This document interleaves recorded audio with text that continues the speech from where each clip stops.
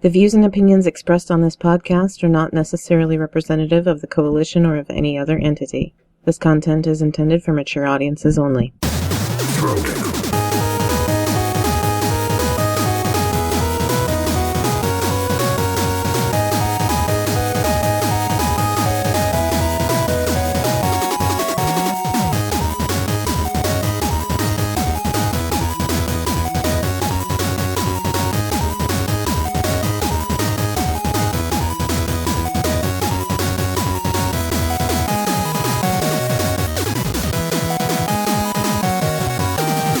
What's going on, people? Welcome to Throwdown, episode 69. I'm your host, Tony Polanco, and today I'm joined by Emilio Lopez. Wait, what's up, guys? There we go. Chris Seeley. The 69th show is always the sexiest. Yes, it is. Brett Murdock. The 70th show is always a little awkward. And joining us tonight, our very special guest, Mr. Danny Peña Godfrey. What up, peeps? I'm excited to talk to you guys. That's good, man. 69 episodes. That's pretty good, man. That's awesome. Man. The thing is, you don't know this. We actually restarted because when we were on SC Free and Play, we got to episode 91, right? Yeah. When we came over to the Coalition, like, all right, let's just start fresh, episode number 1 and stuff. So, yeah, we're getting up there, man. But, dude, thank you so much for being on, man. Giving us your time and everything. It's an honor, man. It's an honor to be here, man. Yeah, we see each other all the time at E3. We talk on Twitter and stuff. It's just really cool to actually just have you here and just chill. This is the most chill I've ever seen you, because every time I see you at E3, you're always in busy mode, Yeah, because the thing is, at E3, I have my time to chill, but when I'm at the event, I'm always focused and working and moving around, and it's really rare if you see me over there chilling, hanging out and stuff. It's rare. Yeah, you got you're over there with your cerveza, chilling. That's just definitely, man. Right. Before we start, I want to give a quick shout out to Final Stage Boss, who actually won the contest. Manny, what was it that he won? Yes, he won my little art book, Solid Zero Substance. Yeah. It's literally a book of all the Metal Gear artwork that I've drawn over the years, and I decided to, I had a couple of copies and I'd give some away. So I'm glad that Final Stage Boss finally got it. I hope he enjoys the picture that I put inside for him. Yeah, Danny, in case you don't know, Final Stage Boss, because we also have, on top of this show, we also have Throw Down Your Questions, where we answer fan questions. This dude, every week, consistently is the first guy to ask us questions every single week. Yep. That's the best part of getting feedback and questions from the listeners and stuff. That's my favorite part when I record our podcast. On Thursdays, we release an episode that's all strictly questions from the fans. That's it. Mm-hmm. I love those. Yeah, those are so fun, right? Yeah, that's the best part, man. I love it. Yeah, that's part of the reason why we, restarted the numbering, because on SC Free and Play, we'd always end every episode with questions, but the questions started becoming so big, it would be half the show. We would be recording for 3 hours, okay, this is a little too much, let's split this shit in half, Yeah. Just gotta record and go with the flow, man, see what happens from that, So. Exactly, and it's always ironic, the first guy that asks us questions every week is Final Stage Boss. You figured he'd be the last guy, but he's always the first. That's awesome. All right, man, so let's get to know you better, man. I'm going before Gamertag Radio, all of that. Yeah. I want to know how you became a gamer. Tell me about where you grew up and all of that. Yeah, well, I'm originally from New York City. Back in the 80s, my grandmother bought me an Atari 2600. At that time, I remember it was $50, and that's when they were trying to compete, because I think Nintendo already released their Nintendo system in the States. So she couldn't afford that, so she got me the Atari 2600, and I just got hooked, man. Started playing Defenders and Asteroids and all those games, man. I got hooked, man. And after that, I slowly upgraded, got my Nintendo and Super NES, and from there on, yeah. So I even had a business in Dominican Republic. A lot of people don't know this, but I had a lot of Super Nintendos. Yeah. And I lived in Dominican Republic for 4 years. So I had kind of an arcade place, but people will go and pay me $5, $10, depending how long they want to play, and I let them play any games they wanted. And I had like multiple TVs. I had Sega Genesis and Super Nintendo. So I always wanted to create like a business since I was a little kid from gaming. I just didn't, like, I was still trying to figure out, you know. So that was a fun time.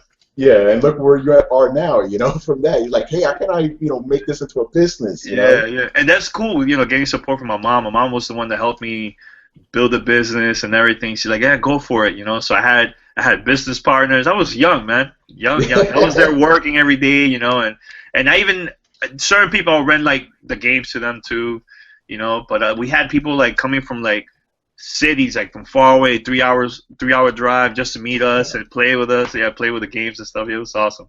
That's crazy. Yeah, you know, it's funny because I was born in Dominican Republic, right? I didn't even know what a video game was until I came to America. Like, there was none of that around us, you know? So it's crazy. Like, the first time I saw a video game was it was in a bodega. My dad used to go to drink it with his drinking buddies, right? I saw this, like, it looked like a big TV. He was standing, I'm like, what's that? It's like, you know, it had like a stick and buttons. Like, what is it? It was an arcade, obviously. I didn't know what the hell it was. Yeah. I was playing of this game with this, like, there was like a griffin, and you go right on top of it, and kill these monsters. It was Golden Axe, right? I'm like, this is great. Yeah, but see, once you start playing games, man, like it changed my life, man. Like I always been into hip hop. I was also involved with the hip hop industry too back then, and nothing compares to like video games to me, man. You know, that's my life, man. You know.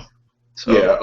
But okay. So you know, Super Nintendo, Sega Genesis, all that. I want to ask you, what did you think when games went to 3D? Because that was when everything completely changed. Like, what's your thought about that? I mean, I remember playing certain games like on the PlayStation and everything. Like, it was cool, but to me, the system that I felt was like next gen was the Dreamcast.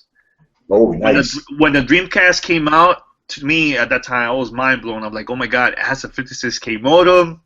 The graphics looks amazing. Like, it was just and I don't know, just the excitement. 999. You remember it was man, yeah. Of 1999. Yo, dude, that was like that to me was just, the marketing was dope. The ads that they had for that. I remember they even sponsored MTV Music Video Awards at that time too, hosted by Chris Rock. And matter of fact, a lot of people don't know this, but my first gaming event ever was the launch of SegaNet back in 2000. Yes, Sega invited me and a couple of, like, members from the community that had a Dreamcast. They contacted us and invited us to check out, like, NFL 2K1 and everything, and we got to play it there. Remember?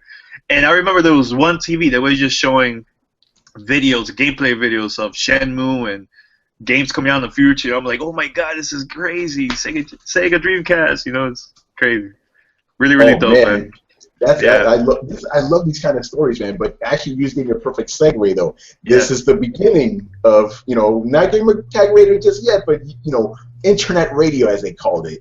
I was, you know, you sent me the link to an interview you were doing, right? And this is, you know, tell us how you got started, specifically because of the Dreamcast, you know, podcasting and all that. The game that ultimately changed my life completely, and the reason why I'm doing Gamertag Radio now is because of Phantasy Star Online that came out back in 2000. Was it 2001? Yeah, 2001. Yeah. And I created a show. Back then it was an internet radio show. And I launched a show called PSO Radio. It was strictly all about PSO. I'll get together with other community members and talk about the game. We talk about different type of quests that's part of the game, how to hack the game, and you can play the Japanese servers and stuff. We did all that, and I used to upload it through mp3.com, and at that time, that website, they were it was actually for music artists. So let's say you're an artist, you post your content there, and every time somebody stream your songs or downloads, you get paid out of that. So I was the first person that actually had an internet radio show on mp3.com, and I had so many downloads, so many streams from users, from listeners all over the world. And I remember a bunch of gaming websites also mentioned about us, like the major media at that time. I think IGN too mentioned us, and that was in 2001. Wow. So we managed to get a lot of streams, and my first paycheck was $500, I remember. That's money right there, man. Right there. I was like, oh man, this is dope. This is dope. I could buy a bunch of stuff. I can start a business out of this, man, with internet radio, you know. So yeah, that's awesome.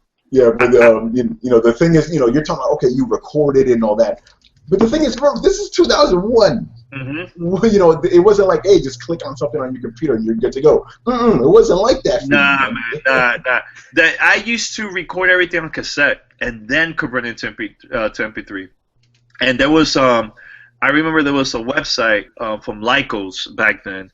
They had a live. It was kind of like Block Talk Radio, kind of similar to that, where people could call in through their computer, and we're streaming live. But the quality was really, really bad because not that many people had DSL. A lot of people still had like 56K modems and stuff. So yeah, it was like really, really off, man. So that's how I recorded our show through there too. And then fast forward November of 2001, I launched Game Voice. That one was more about everything because at that time Nintendo was releasing GameCube and Xbox. The first original Xbox was coming out too.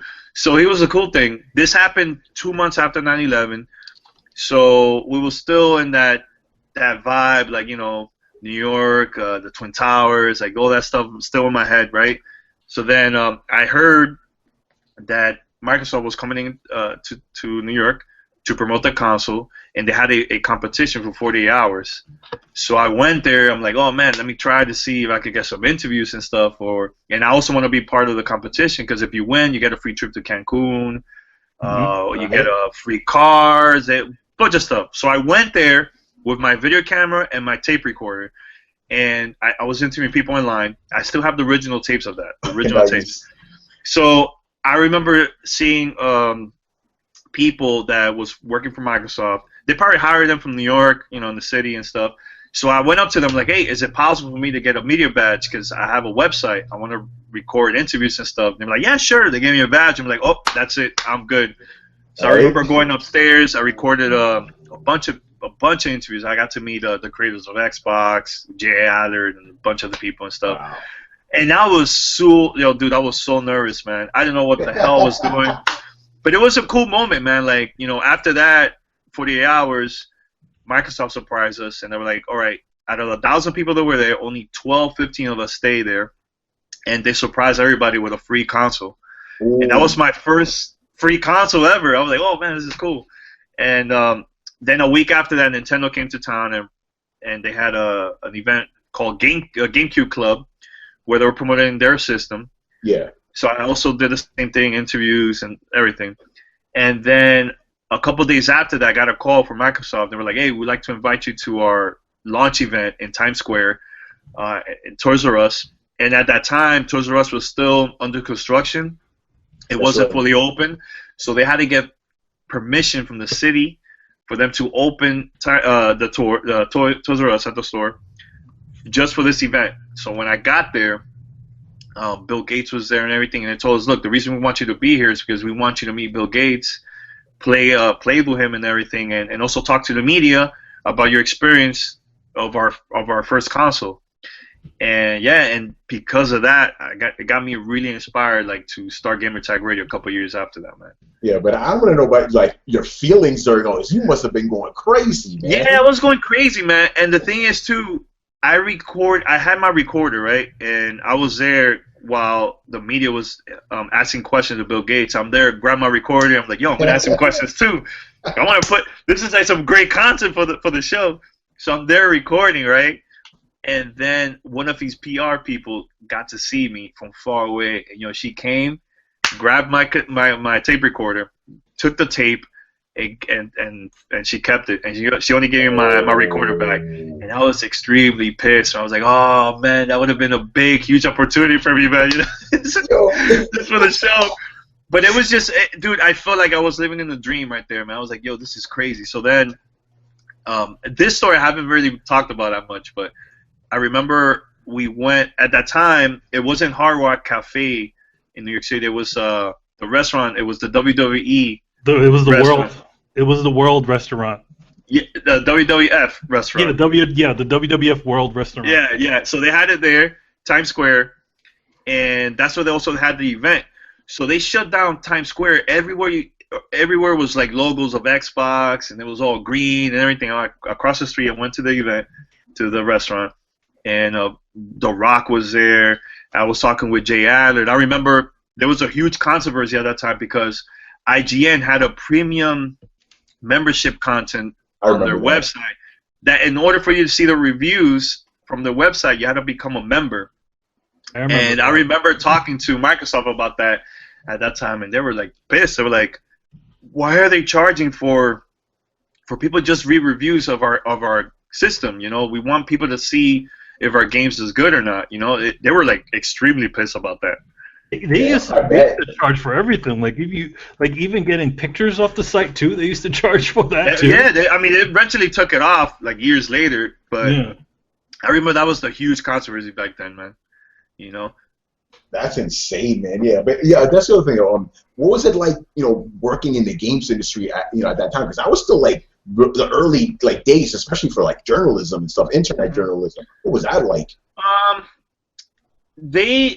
remember emailing a lot of the major sites because they talked about my show PSO Radio, and I was like, man, let me tell them about Game Voice. They even showed my video that I recorded for the Xbox event back in 2001, and they put in their websites. I'm like, hey, look, I have a show. I would love to work with you guys. Can you give me an opportunity? Everybody ignored me. No love at all.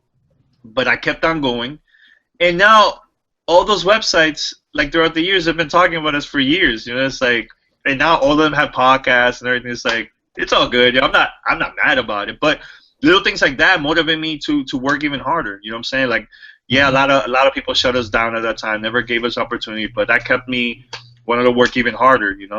Yeah, you want to prove yourself and everything. Exactly. Because you had a quality product. You had a fan base and all that, so you knew it was worth it. But these guys, I guess, they just didn't have the vision. Yeah, and this is at that time it was something totally new, man. I got to meet Team Xbox, like the owner at that time, Shockwave, that's his name.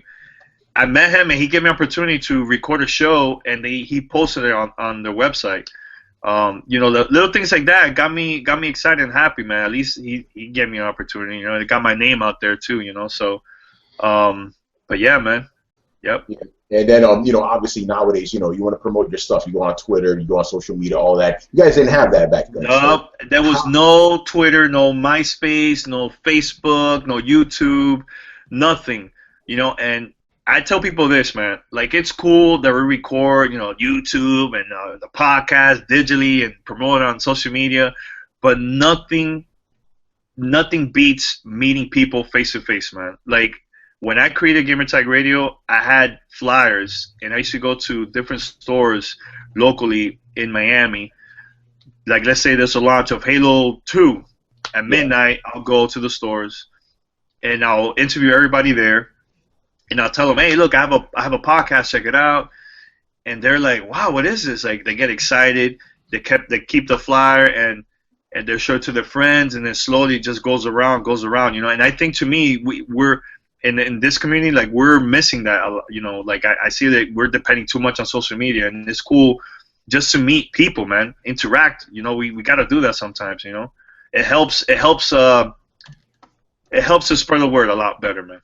Yeah, no, I definitely. That interview, when I was hearing that, I'm like, damn, man, that's something I need to start doing. Because I go to all these events, work and stuff, but not like that. We did try to do it once. Remember with a couple of the line launches, like we were doing the 12 o'clock launches, and we did a couple of those. I almost forgot about that. We went to GTA 5 launch and stuff. We were like, yo, we have this podcast, we have this site, man. Some people actually did come through too. So you're right about that. And you're right. It's like, even if you're like living in the middle of the country, it's like, spread the word like yourself. It's easy, man. Start local. I always mention that to those upcoming podcasters. Like, I tell them, yo, start local, man. Forget about worldwide. That'll come later.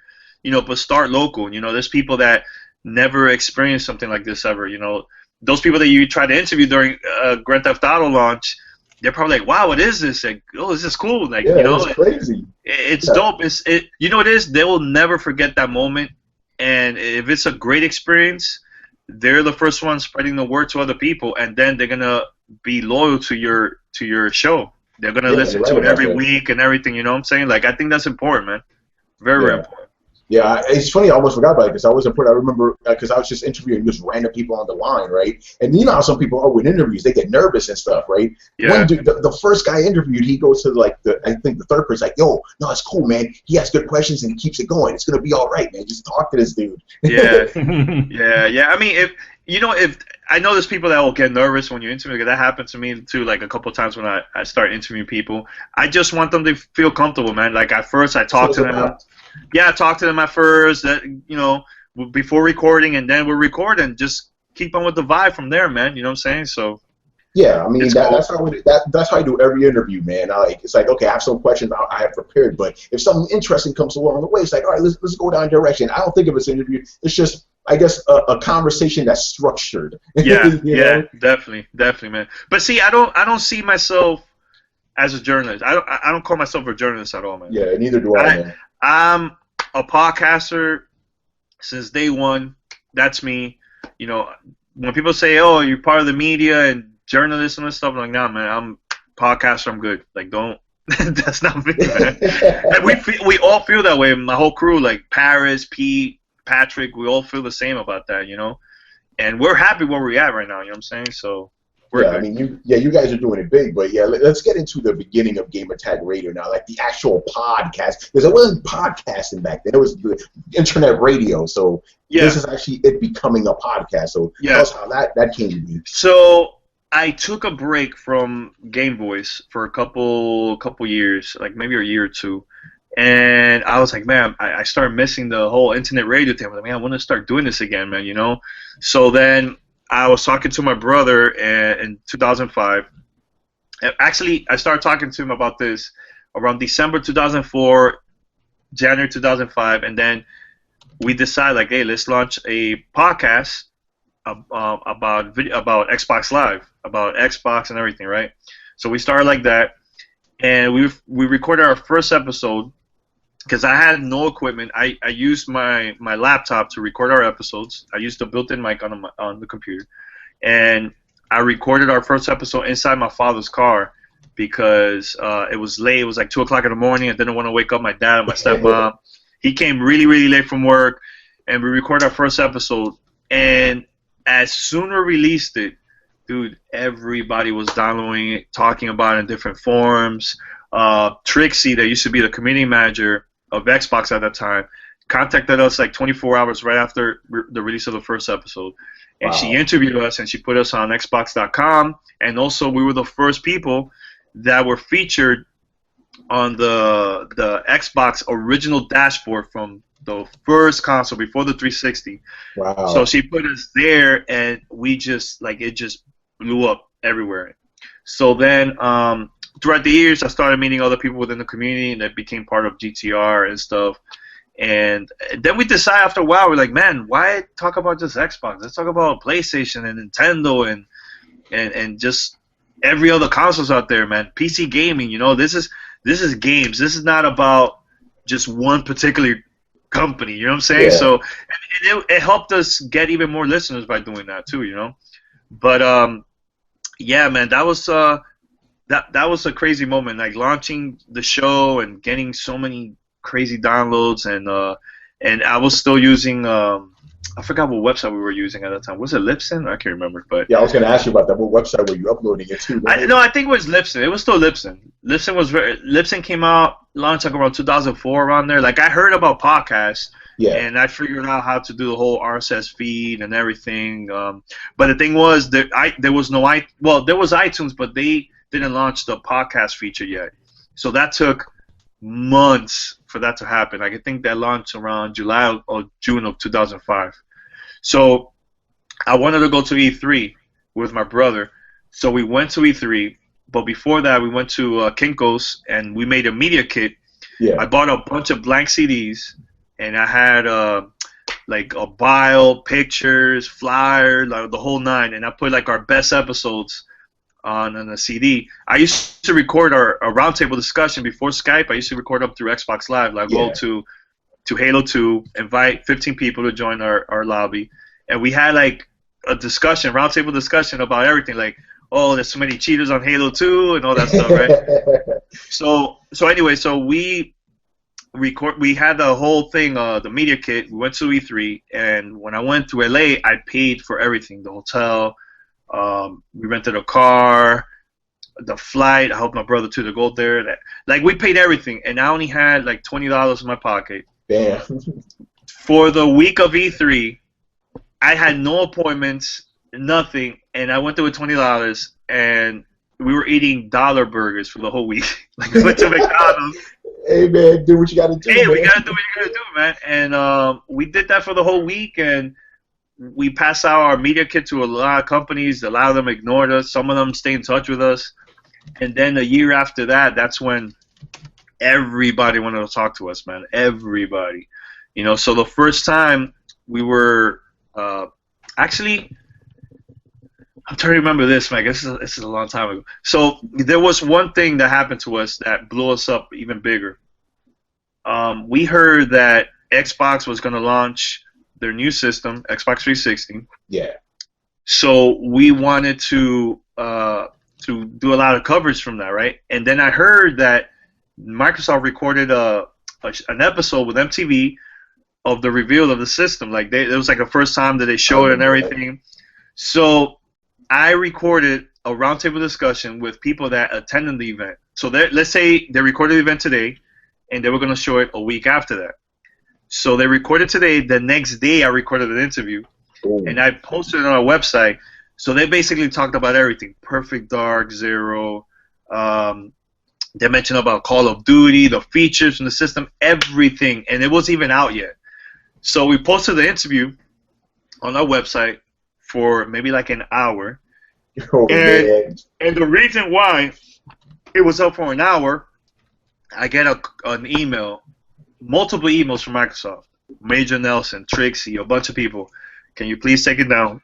Because we want to have this surprise next week on NTV. The thing was, NTV told those people that attended the event, spread the word about it, but Microsoft never mentioned that to them.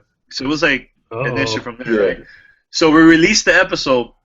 I removed it for an hour, but it was too late. People from different forums picked it up. They had it on different websites, and so IGN, GameStop, all these major websites talked about it and mentioned it, and even linked the episode. Like, if you can look it up, you will find it. So then we went to E3 the second time, and there was people from Rare pissed that we leaked out. We leaked out about Perfect Dark and everything, man. So. And Cameo and all that, right? Cameo, dude. Insane, man, insane. But you live and learn, man. Like that, I got really nervous because I'm like, oh man, I'm getting sued or what? Like, what's gonna happen? Like, it never happened to me. I didn't know. Yeah, you know, the thing about all that stuff is that you didn't sign any sort of waiver, and neither did any of the people that attended the show. Exactly. But remember, this is somebody that's doing this out of love. This is something totally new. Definitely. Like, I don't know. Plus, I didn't want to get them in trouble too. Mm-hmm. But, like, talking to Major Nelson and Trixie, they're like, don't worry about it. It's cool. Just don't, keep it a hush-hush for now. I'm like, all right, but it's too late. It's already out there online. Yeah, but I'm pretty sure you said nothing but, like, good things about it anyway, so... Yeah, everybody was just excited. Like, I have the original audios. I think we have it somewhere on the website and stuff, but it's crazy old school. Yeah, no, because I had a little bit of a slip up like that. Like, I posted a review 12 hours earlier because of damn time. I thought usually reviews go out like at 12 a.m., right? This was actually for 12 p.m. I didn't realize I put it out there, but it was a good review, so they were like, man, it's cool, don't worry about it. If I would have crapped on the game, I'm pretty sure they would have said right. Yeah, definitely. It depends on the company, too, man. It depends on the company. Some of them will be pissed, man. Oh, my God, forget it. Yeah, it's crazy, man. Yeah, man. Yep. But yeah, obviously, off of that, it's actually, do you have any like kind of stories from that Xbox event? Was that the one Elijah Wood was at or something like that? I know. That's that was the one that he was there. Yep, that's the one. But let me see. I'm trying to remember any crazy stories, man. Like I have a lot, man. Let me see if I remember a couple, man. Man, bad timing. Yeah, just from that event specifically, though. Oh well, I wasn't at that event. But I remember going to. All right, so I got invited to an event, a community event. There was only like a very small group of us that we went to Microsoft. EA wanted to promote and show us the Lord of the Rings game, the first RTS game that came out for the Xbox 360 at that time. So we went there to the Microsoft headquarters in Seattle. We went there and stuff, and I remember walking around with my mixer and mics and this computer. Like, it was a crazy mess. I remember Janessa comes in. He's like, Danny, you gotta go portable, man. Like, portable, man. Like, what's up with this, man? Walking around with a mixer and everything. I'm like, dude, I don't know. I'm just here because I want to record it. I don't have money to buy smaller recorders and stuff. So I remember recording a roundtable with Peter Moore, and it was us, a community from different websites. And he remembers me from like past events and stuff. So he was making fun of my hat and stuff, the New York hats and Yeah. So I'm there. And I remember the conversation. Like, I asked him something, and he brought up something. He was basically kind of dissing the Wii U, right? And and I'm there recording, oh, this is gonna be great content. So I posted on a website, not knowing what was gonna happen. So then I'm started getting emails from people that had been like talking about the roundtable. Kotaku put it up, One Up put it up, and I remember the One Up Yours podcast even talked about it. That thing went everywhere, man. Everywhere. I can't remember exactly what was it that he was saying, man. Like, he said, I know it was something like a diss to the Wii, because it was coming out and motion controls and all that stuff, Yeah. But little things like that. Other ones is like, that's a good one too. So I was recording an interview with one of the top guys that worked on Afro Samurai, the first one. Oh, nice. And this is like years ago. I think it was like in 2007. I think it was. I can't remember exactly. 2008. And we're there recording an interview, and he slips like, yeah, right now we're working on part 2. We already have pre-production. Like, he's telling me the whole thing, and I'm there like quiet, like, oh shit, this is gonna be big. If this goes out, it's gonna be crazy. So then PR was like, hey, Danny, it's okay, you don't leak it, because it's not been approved or anything. I'm like, don't worry. And plus, I didn't want to get him in trouble. Yeah. So I kept that part of the audio for years, until the day they announced Afro Samurai 2, which is a garbage game now, but I released them. Like, look, this is the original leak from the first recording of the game, and I kept it, man. Like, I kept it for years, man. You know what I'm saying? That's crazy. Yeah, man. Little things like that. There's tons of other stories. I just gotta remember now at the moment, but it's all good. And then, obviously after that, you guys got bigger and stuff. Your fan base got bigger and stuff. What was that like to know that it's like, hey, it's not just your buddies and stuff listening to the podcast stuff. Like, was it like that? Now you're global, Like, what was that like? It's crazy. Because I was telling you guys earlier, like, the reason why I said like to start local was because we wanted to celebrate our birthday. Like, all right, second year of Gamertag Radio, let's do a party. So I did a party at my cousin's office. Yeah. And we had 50 people there. And they came, a couple of them came, they bought their own TVs, their own systems. Some of them bought their TVs at Walmart. And once we were done with the party, they went back to Walmart, returned the TV, got their money back, like, things like that. And then the second party we did, I was like, man, let's get a bigger venue. Like, and I used to be a hip-hop promoter, so I know a lot of the club owners or people that got connects from different venues here in Miami. So we had a bigger club, so we did a party there. So we had 500 people. I'm like, oh snap! And we had live performances and everything, right? So then the third party, all right, bigger venue, better location, downtown Miami. Let's do this. Performances, the giveaways. Now we're getting sponsors from companies. So then we had from 50, 500 to 800. And I'm like, damn, this is getting like bigger and bigger. So then my business partner Pete, he was like, the next day he was like, Godfrey, let's do a party during Super Bowl weekend. It's coming in Miami. And I looked at him crazy, like, dude, I don't know if that's a good idea, because I'm worried about our community, like how they're gonna come down. It's gonna be too expensive.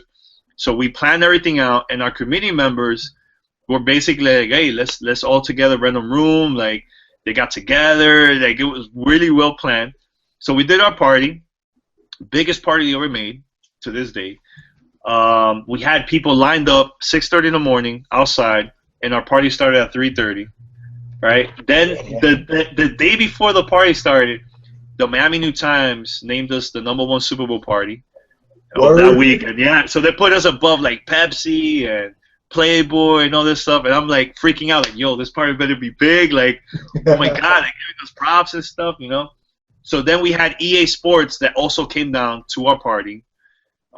They made a major announcement about their community program at our party, and they gave an award to like one of their community members at our party too, and everything. It was cool, man. And they even talked to us about our party during an interview at ESPN during Madden Bowl. I was like, oh snap, we're going all out, dude. We had 1,000+ people. We had Sony Pictures that came down and recorded our party. They posted a video all over the world. They believe in Asia, Australia. They had it on Sci-Fi. The Sci-Fi channel over there. Dude, we had so many people from out of town, from all over across the country. We had people from Canada. One came from like Puerto Rico, Japan, like from everywhere, man.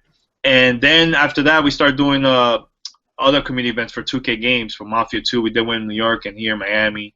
That was a pretty big event too for us. And we never had a party in New York, and that was like a huge success, But like I said, people, man, like, why not invite your community to be part of your meetup or your event? Because they're going to be the first one talking about it. They love that experience, and it's something they're never going to forget. You know what I'm saying? So that's when it was like an eye-opening for me. Like, oh man, like this is something big, man. Like, you know, and people are thanking me to this day, saying, wow, dude, that was like the best event I've been to. We had tournaments, and we rented a U-Haul truck. That's how much giveaways we had from different companies. And then 2K Games sent us 1,000 figurines of one of their characters from BioShock 2 that for us to give away to every single person that came to the party. Yo, it was insane, man. Crazy, man. Yo, it was dope. I'm hearing all these stories. I'm like, you're like a rock star. Let me explain. It's like, you know, you started off small, you know, giving out flyers, your CD to everybody, and then just having all these parties and stuff, man. Yeah, it's crazy. You know who was here too? Hip Hop Gamer came down from New York. He was like, yo, this is crazy. Like, he was even bugged out, man. It was crazy, man. Nuts. But I always tell people this, man, especially like YouTubers or podcasters. You never know who's watching. You never know who's listening. That's and true. It will go around, you know. Like, we went to a couple events already for this month, and I was like, oh, let me post our content. Like, I posted the Division interview, which is great. Guys, you gotta listen to it. And the thing is, Pete, or my co-host Pete and Paris, are hardcore Destiny fans, and they were like, dude, they were asking some really tough questions to the creative director of the game. And I was like, all right, I posted the show, and then I see websites talking about it, and it wasn't even planned. Like, we just posted it. You never know what could happen after that. You know what I'm saying? So I think we should do that, man. Instead of depending so much on clickbaits and stuff like that, like we never been that type of website, you know? Yeah, I mean, it's obviously paid off, you know? Yeah, I mean, it's easy clicks. It's easy clicks, man.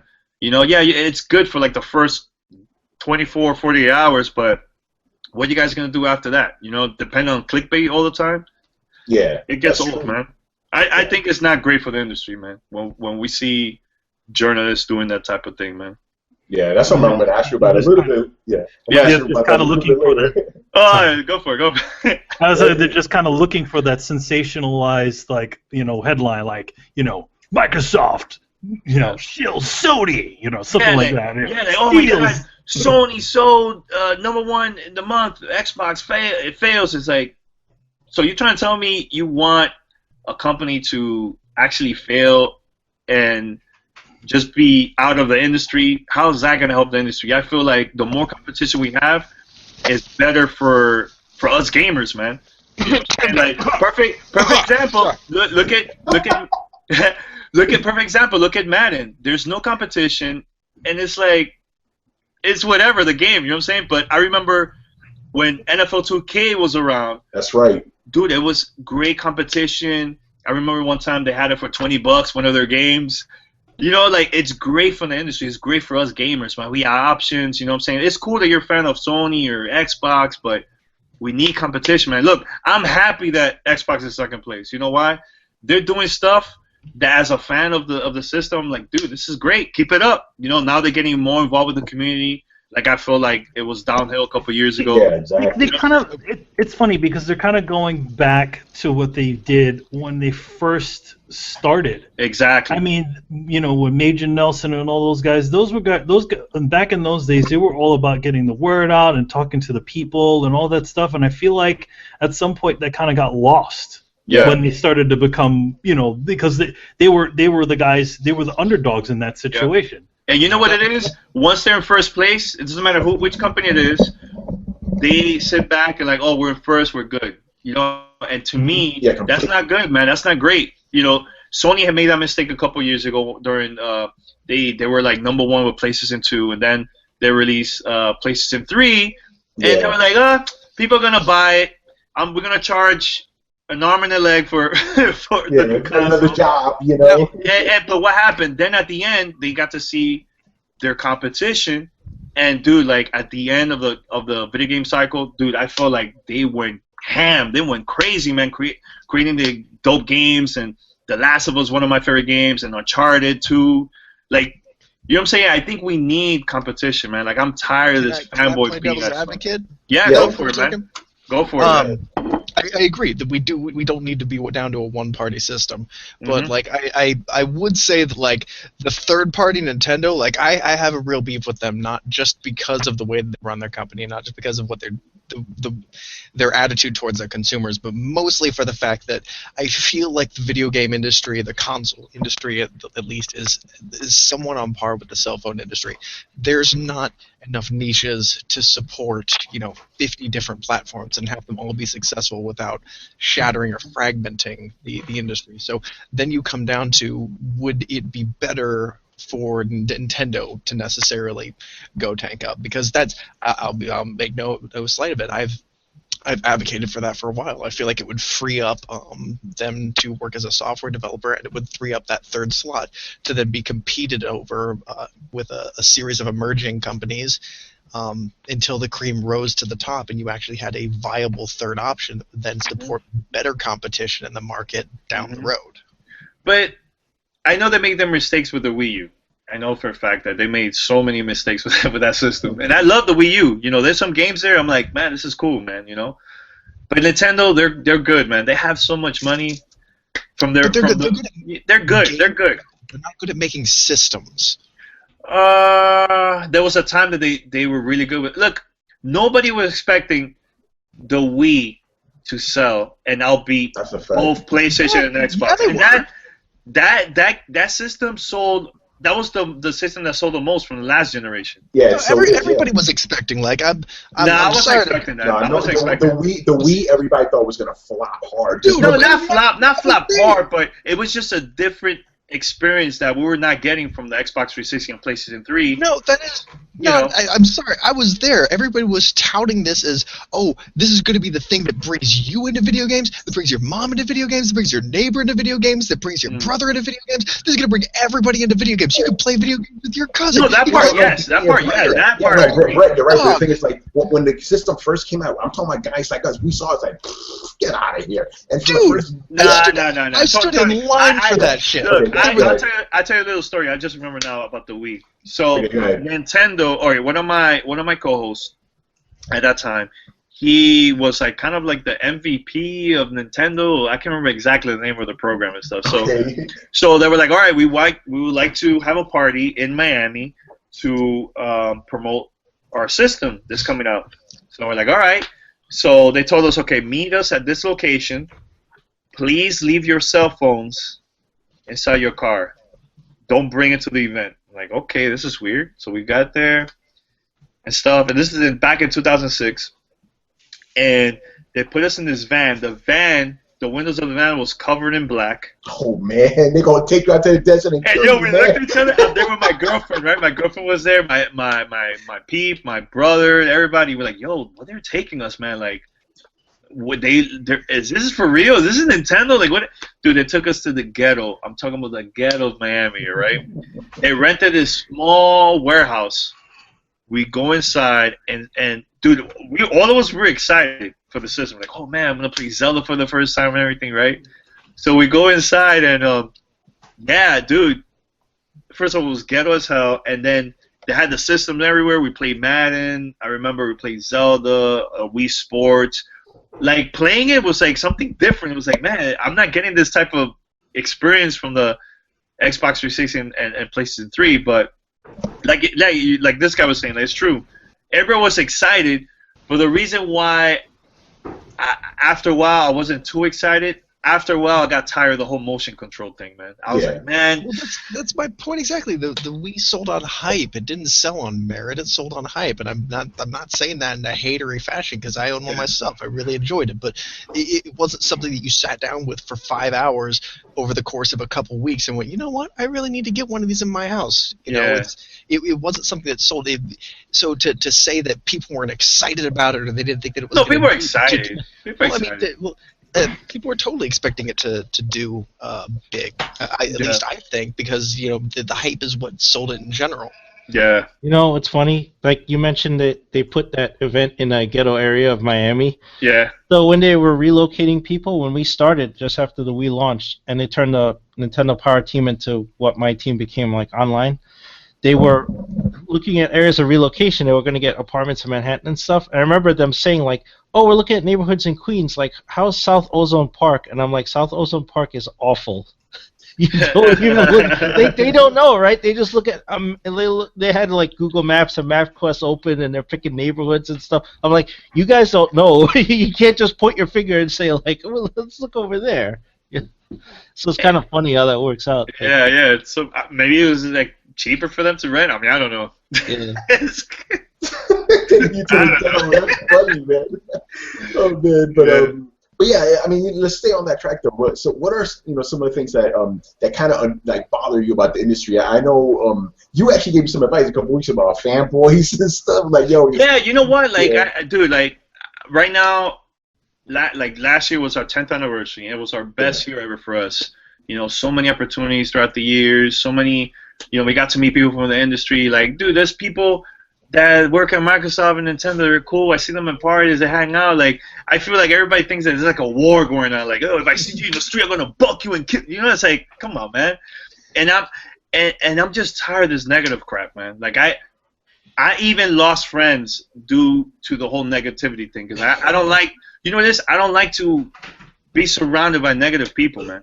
I'm tired of that stuff, man. Tired, and there's even people that got to see our success, and instead of giving us props and stuff, they'll go and bash us and say all these crazy things. Oh, Microsoft or Sony or Nintendo, they're probably paying you for saying good things about their coverage and all this stuff. And it's like, dude, man, are you serious? Like, I feel that I don't compete with other shows. I see it as like this: if we work hard and opportunity comes for us and we do better, like in the gaming industry, it's gonna open the doors for everyone, man. And then eventually more people are gonna start doing things. Like, look, YouTube, when it came out, it wasn't a thing at all, man.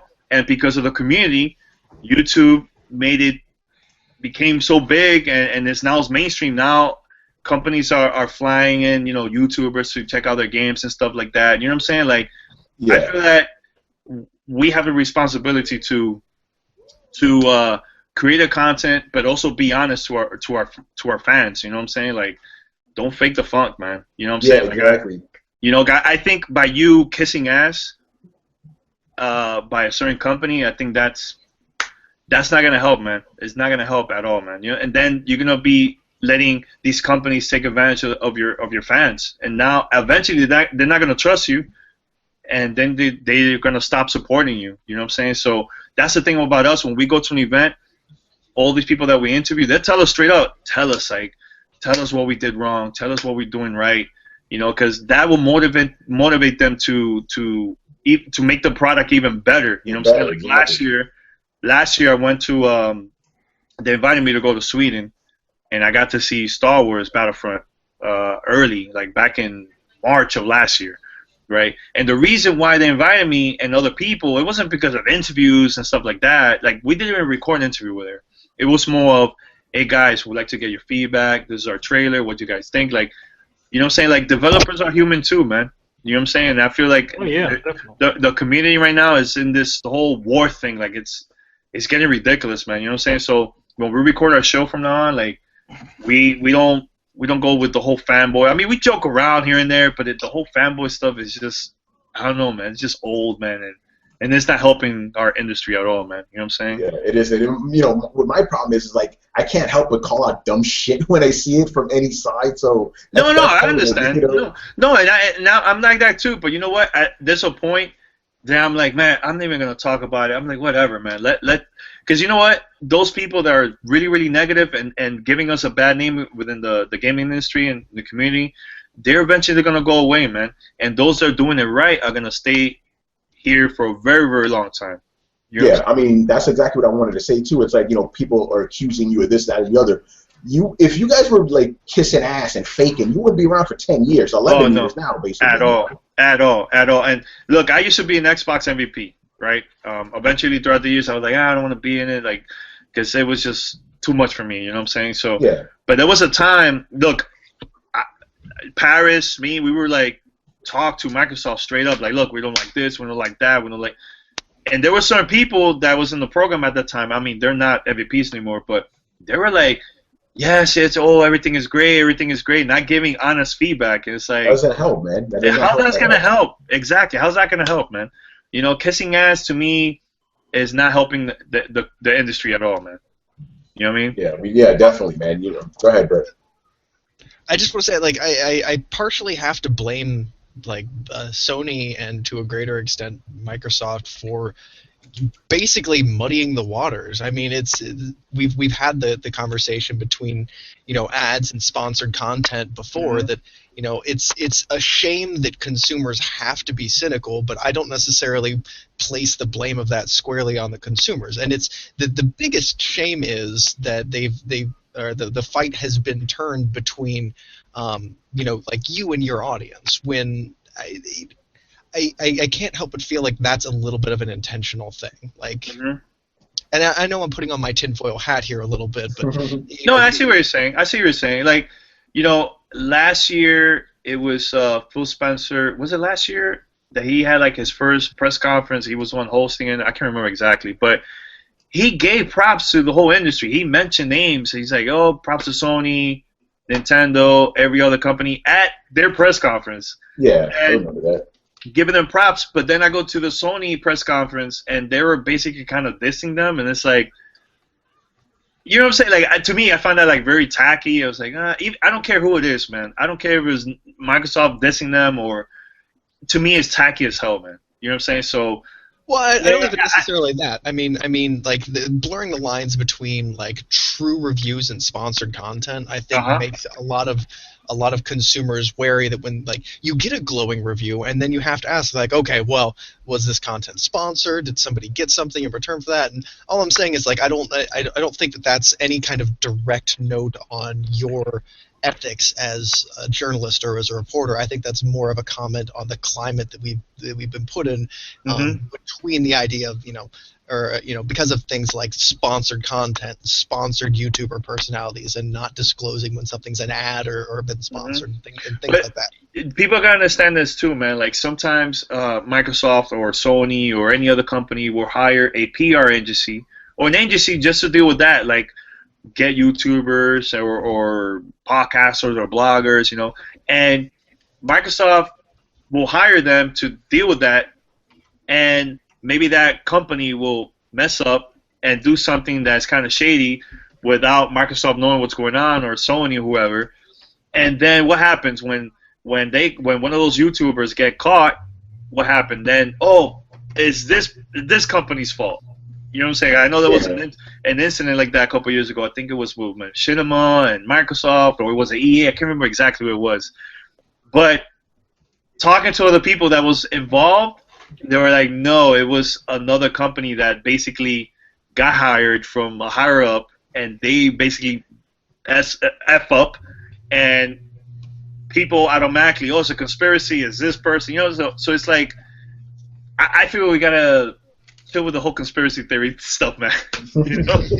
Which is so many, dude. I've read some crazy stuff, man. There was one person that said that we were getting paid so much money for us to give like great feedback about a certain game that we covered on our podcast. And I'm like, yeah, you see me driving this, you know, brand new car and all this stuff. Like, this company hooked it up, you know. Yeah, like let me show you a picture of me in my Don't get me wrong. real quick. Don't get me wrong. I met some shady journalists. Like, it's like, you know, you're the ones giving us a bad name. You know, like I met a lot of those back then, but. You know, I mean, that's actually a really good point that I don't think we've actually had anybody bring up. So let me ask you this: being on the other side of the fence, and being privy to seeing things that a lot of us aren't, how would you advise that your average everyday consumer, your average everyday listener, the people listening to the show, like how do you advise people to separate the wheat from the chaff, the bullshit from the not bullshit? Like, what is your professional recommendation to not get sucked in by these shitty people? Exactly. Don't fall with the whole fanboy BS.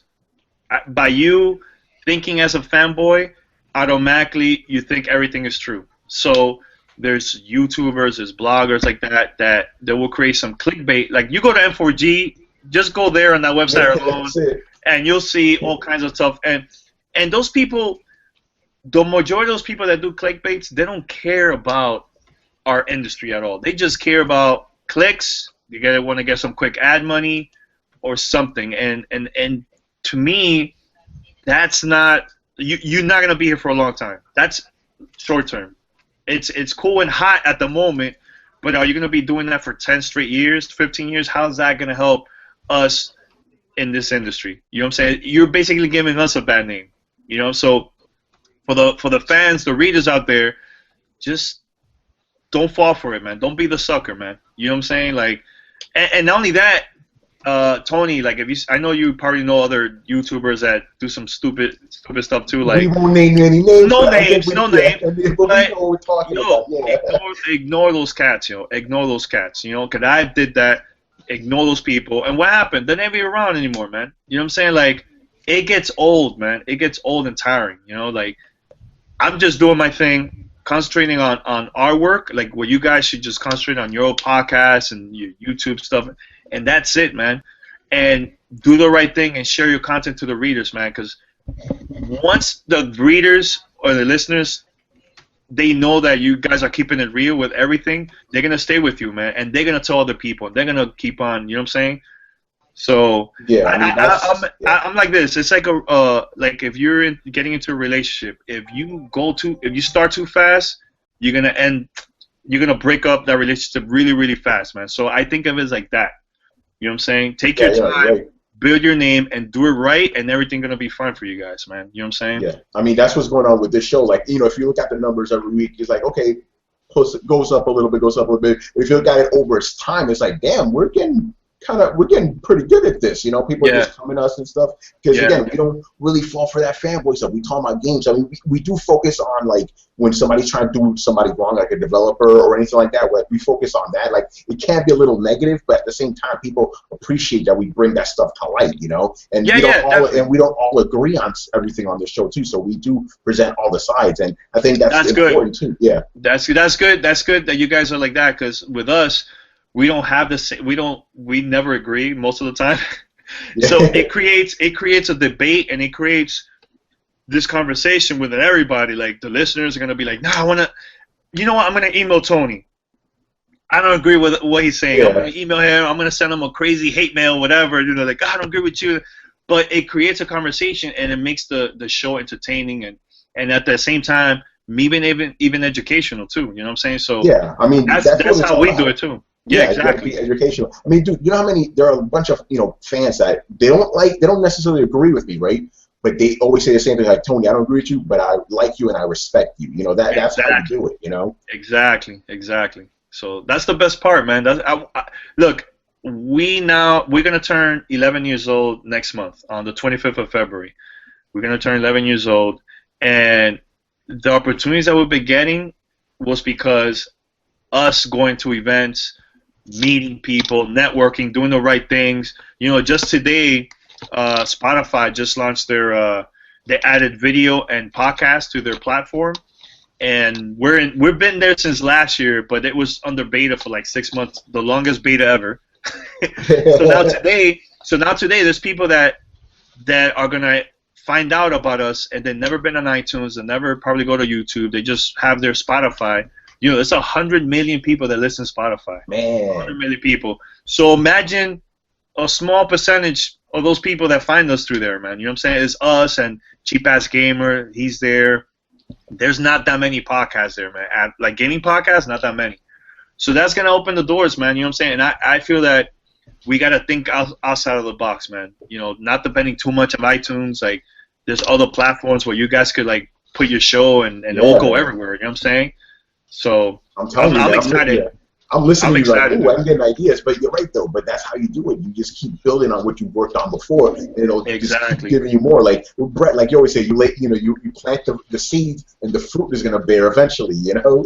Yeah, I like your team, man. Like I feel like you guys have different opinions, and you guys doing it right. Like, you know what I'm saying? Like I like this vibe. So I can imagine a listener or somebody that watches you through YouTube, like they're gonna spread the word about you guys, man, big time. You know what I'm saying? So that's good that you guys doing it right. You know, but here's the thing. Like in the beginning, you know, I know Tony was a little bit reluctant to do this sort of stuff because he was like, well, it's just gonna be us doing this stuff. It's just be two jerk offs talking about video games or whatever. And the thing is. Yeah. The thing is, you know, this. I believe this in general. If you put it out there, it will reach somebody, and then that person will tell somebody else. And that, I mean, I've learned that from just my artwork alone, just putting it out there, and eventually people start seeing it and be like, oh wow, I really like this, and it always seems to work that way. I mean, you always wonder. You see, like, you know, like some people like wonder, like, oh, you know, they look at some of those art pages like DeviantArt or whatever, and you're like, man, why is this guy on there? He sucks. But it's like, no, somebody out there is going to like this person's work, and this person may end up getting better and better. Yep, exactly. And you know, you guys got to be patient, man. I feel that this generation, everybody wants to see fast results. Like, oh, like right now, dude, it took years for me to get a free game. It took years. You know, it took me a long time to meet people and start, you know, getting contacts and everything. And now I'm cool with a bunch of people, man. Like Michael Pachter invites me to their party every year. You know, Aaron Greenberg, I'm really cool with him. You know, and like Shoe that I work for PlayStation. Like I know him since his journey. You know, when he used to write for EGM and One Up. You know what I'm saying? So they remember us, man. You know what I'm saying? So the thing is, this industry is so small. If you mess up and you do something that eventually a PR or somebody within the gaming industry finds out, it's going to go around, dude. It goes around. Trust me when I say this, man. Yeah. Like, I've seen people that posted leaks they're not supposed to, or breaking NDAs because they were like, oh, let me get a quick, you know, some quick ad money. And you're burning bridges, man. And then what happened? It's going to kill... It's going to kill the opportunity for other people that are up and coming and trying to do the same thing like you. You know what I'm saying? So my thing is, when I go to events, I want them to see that there's other people just like me that want to do this right, give our honest feedback, and at the same time respect their embargo and NDA and all that stuff, man. You know what I'm saying? So that's all it takes, man. Just be patient, man.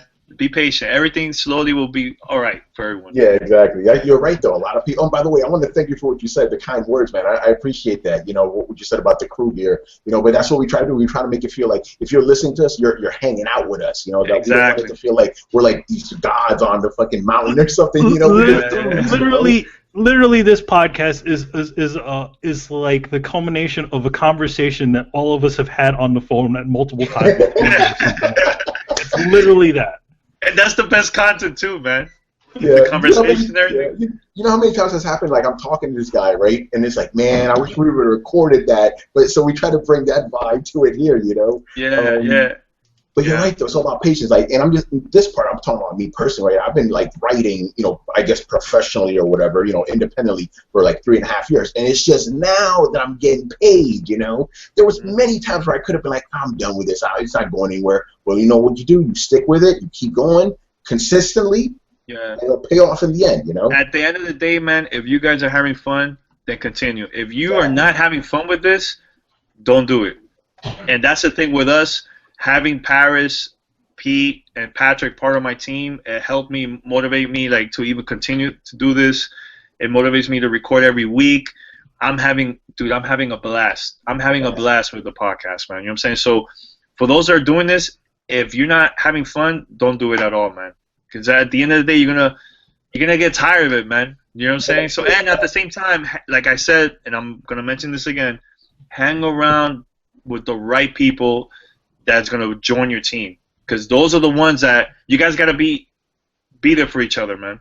You know what I'm saying? Like us, we're like family.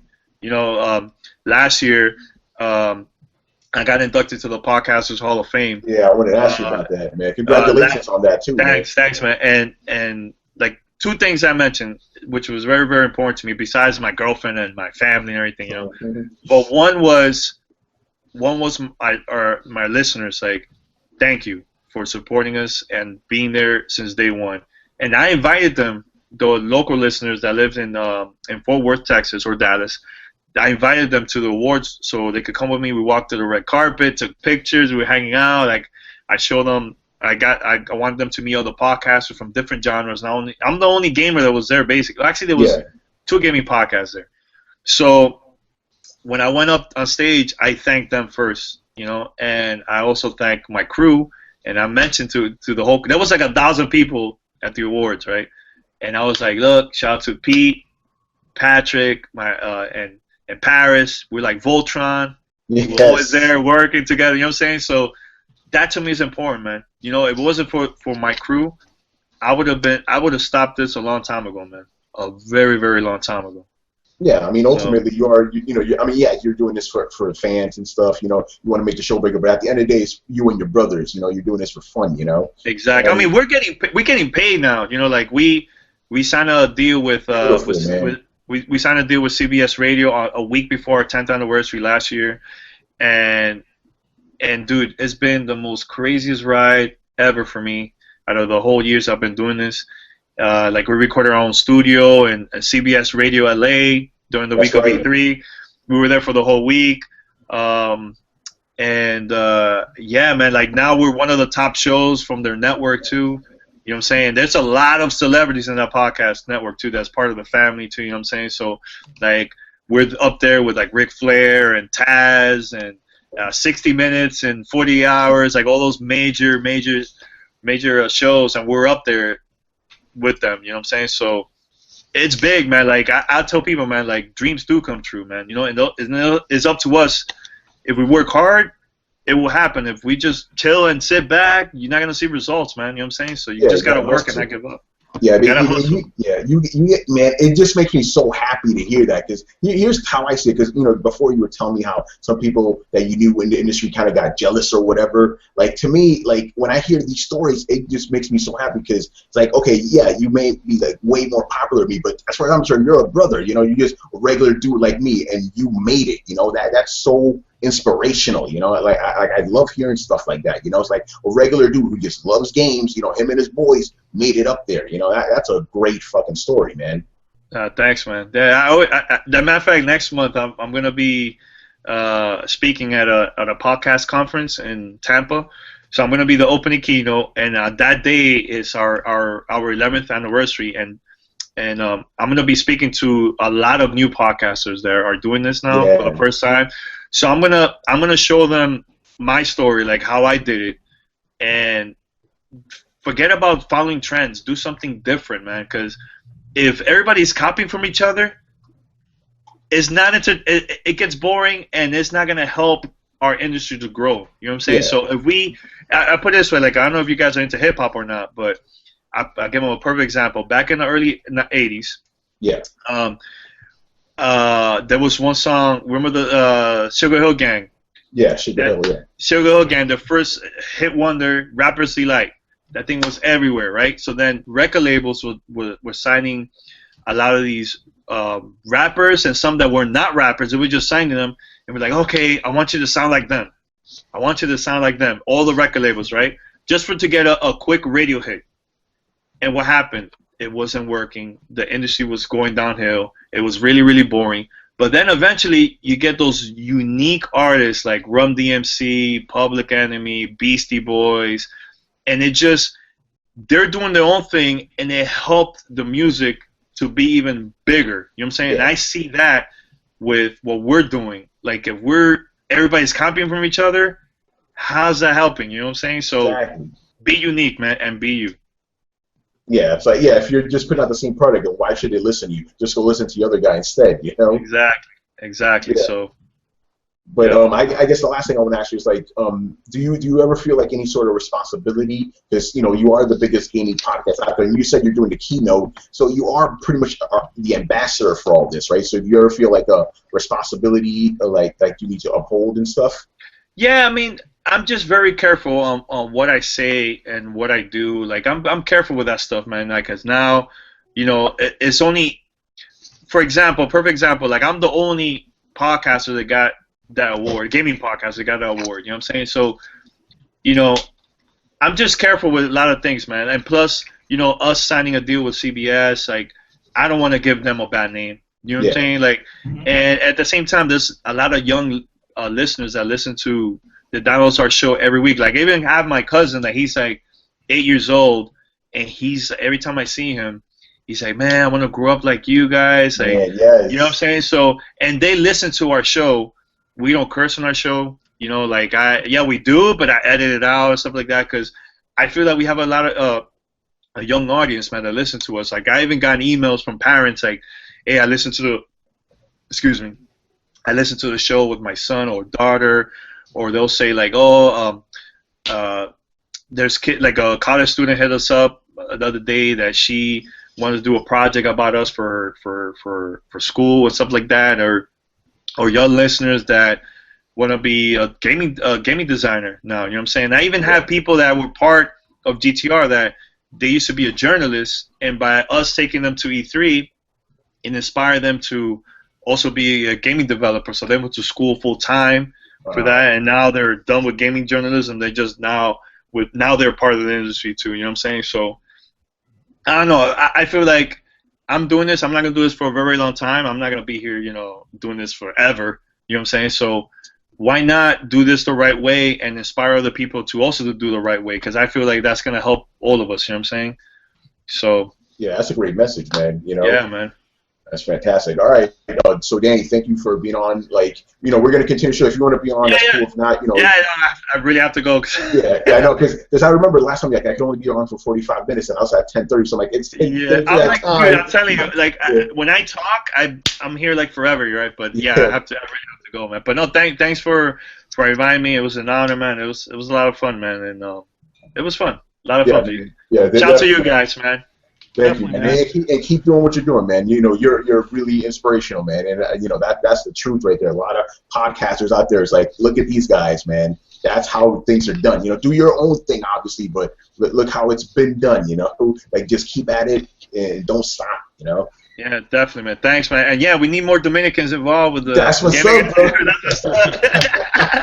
Whoa! What are you talking about? I'm Puerto Rican. What's up with that? Huh? So good. Right. Danny, we'll see you around, man. I'm always on Twitter. We'll hit you up soon. Yeah, hit me up, man. All right, guys. Good luck with the show, man. All right? Yeah, we appreciate it. No problem, man. Thanks for coming by, man. Peace. Awesome. Take care. Bye.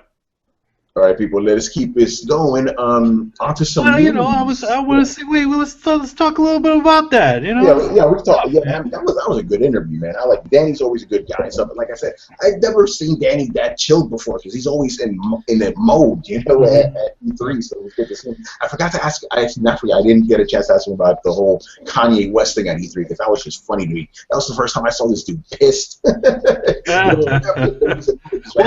Actually, you know what? That's what I remember. That's when I remember when we first I think we met around the time when he was yelling about that shit. Yeah, because I came into the press room and stuff, and Danny had this look at it. She's like, "Hey, what's up?" And he's like, "Man," I'm like, "What's wrong?" He's like, "Man, Kanye West, man." I'm like, "What happened?" Apparently, Kanye West showed up at the Microsoft booth, and everybody got kicked out. He got an appointment, he had to do an interview. So he was like, "No, we don't care who you are. Get out of here." Wow. Because Kanye West was there.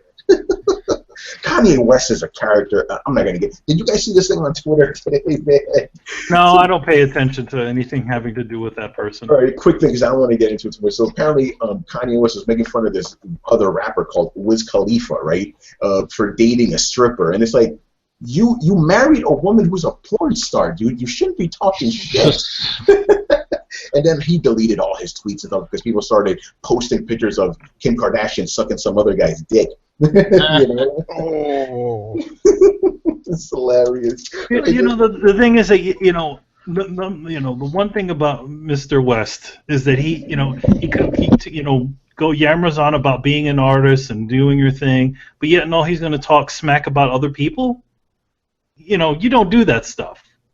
But just one of those things. I mean, to be honest, there is something called professional courtesy. No matter who it is, you still don't want to. You don't bash everybody. Yeah, and that's something we talked about before. Don't burn those bridges, man. Exactly. Don't burn no bridges, because then people will call you out. Hilarious. Or even worse. So let's get into some news here. So Mighty Number 9's been delayed again, third time. Normally, I don't care about game delays. I like game delays. They not only let the game be, more polished and stuff, but it gives me breathing room. In this case, little different, right? Okay, the first time, for you guys don't know, the first time they got delayed because they team up with Deep Silver. They're going to add more shit to the game. Fantastic, that's cool. Then they delayed it again a couple months after that because the online wasn't working. I got pissed. I'm like, wait, you just said the game is done, and you're adding an online that nobody really... I know it was part of the whatever, the goals or whatever, but most people don't really want that, angry, whatever. And again, now, same thing. Hey, the online's still buggy because it's on so many consoles and stuff, and apparently they're using like an outdated version of the engine. Not outdated, the engine isn't being updated anymore, right? So they're having problems with that, so they need to make us wait until spring. Who knows? It could be June 20th. And here's the thing, under normal circumstances, whatever, right? We backed this fucking game, and it's like, if I backed you, you better have this thing. And basically, the thing I'm going to say is I'm officially done with crowdfunding. Crowdfunding is not for me. If you, obviously this is a capitalistic country, you want to spend your money on something, fine, but there is a risk that comes with crowdfunding, and I'm not willing to take that risk anymore. I'm going to do what I've always done. Wait for a game to come out and then buy it. Here's the thing, though. Again, everybody knows that these things are going to happen. And everyone kind of asks, no. Listen, game development is such a nebulous sort of thing. If you've ever seen how these game developers even come up with ideas, you've been like, how do they even make a game out of all of this mess? It's a lot like, it doesn't, when you have a game design, it usually doesn't start off, the way you designed it initially when you first go in the beginning isn't exactly what you end off with. And the thing is that, that's the thing that people are starting to learn about game development, with these crowdfunding things, that sometimes games just fucking crash and burn. Sometimes things take a lot longer. The thing is, these sorts of things happen, and these are the things that you don't see that are happening behind the scenes, and why delays happen. Yeah, basically you're seeing how the sausage is made. And it's like, I don't really need to see how the sausage is made, so that's why I'm personally not going to crowdfund anything anymore. I'll wait for the game to come out, and that's it. The thing is that in general, even from the beginning, if you're an investor, if you're investing in a company, you still have to understand that there is still risk in what you are doing.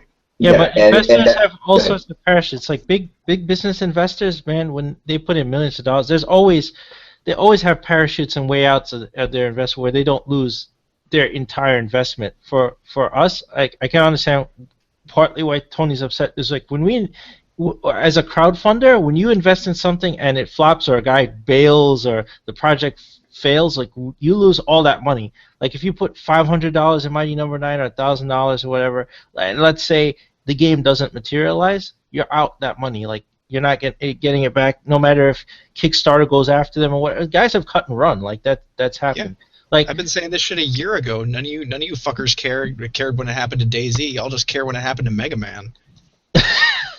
No. Dude, I did care. I do get upset at that stuff. I do get very upset. No, that's true. That's true. Chris cared. Tony, you said you didn't give a fuck. So this is what happens when you don't come to the defense of other gamers on their kind of thing. And see, this is the kind of shit that I get a little upset about because you're throwing multiplayer people under the bus. You are not caring when people are fucking with other people's playgrounds, only when they fuck with your playground. And when they fuck with your playground, you throw your arms up, and this is the theoretical you, not the literal you. You throw your arms up and you say like, well, why is nobody else pissed about this? They were pissed about this when it happened to all of them. Yo, Tony, you're muted, man. You're muted. My bad. There's some shit going on in the background. But the thing is like, but that's DayZ. This is Mighty Number 9. Two completely different things. I didn't care about DayZ. I don't see what you're getting at here. They were both early access games that failed to deliver. And Mighty Number 9 was not an Mighty Number 9 is not an early access game. No one's able to play this. Crowdfunding. They were both crowdfunded. Yeah. Again, I don't see that was not a game I was interested in. So what's your point here? Yeah, that my point is that just because it's a game that you're not interested in doesn't mean the mechanics of the situation aren't the same. Okay. Oh no. And I see what you're getting at. Yeah, and it's fucked up. This is why I never liked early access to begin with, and crowdfunding is kind of in that same vein. It looks like, you know. And I don't subscribe to either of them anymore. It's like it's bullshit, you know. For me, it will.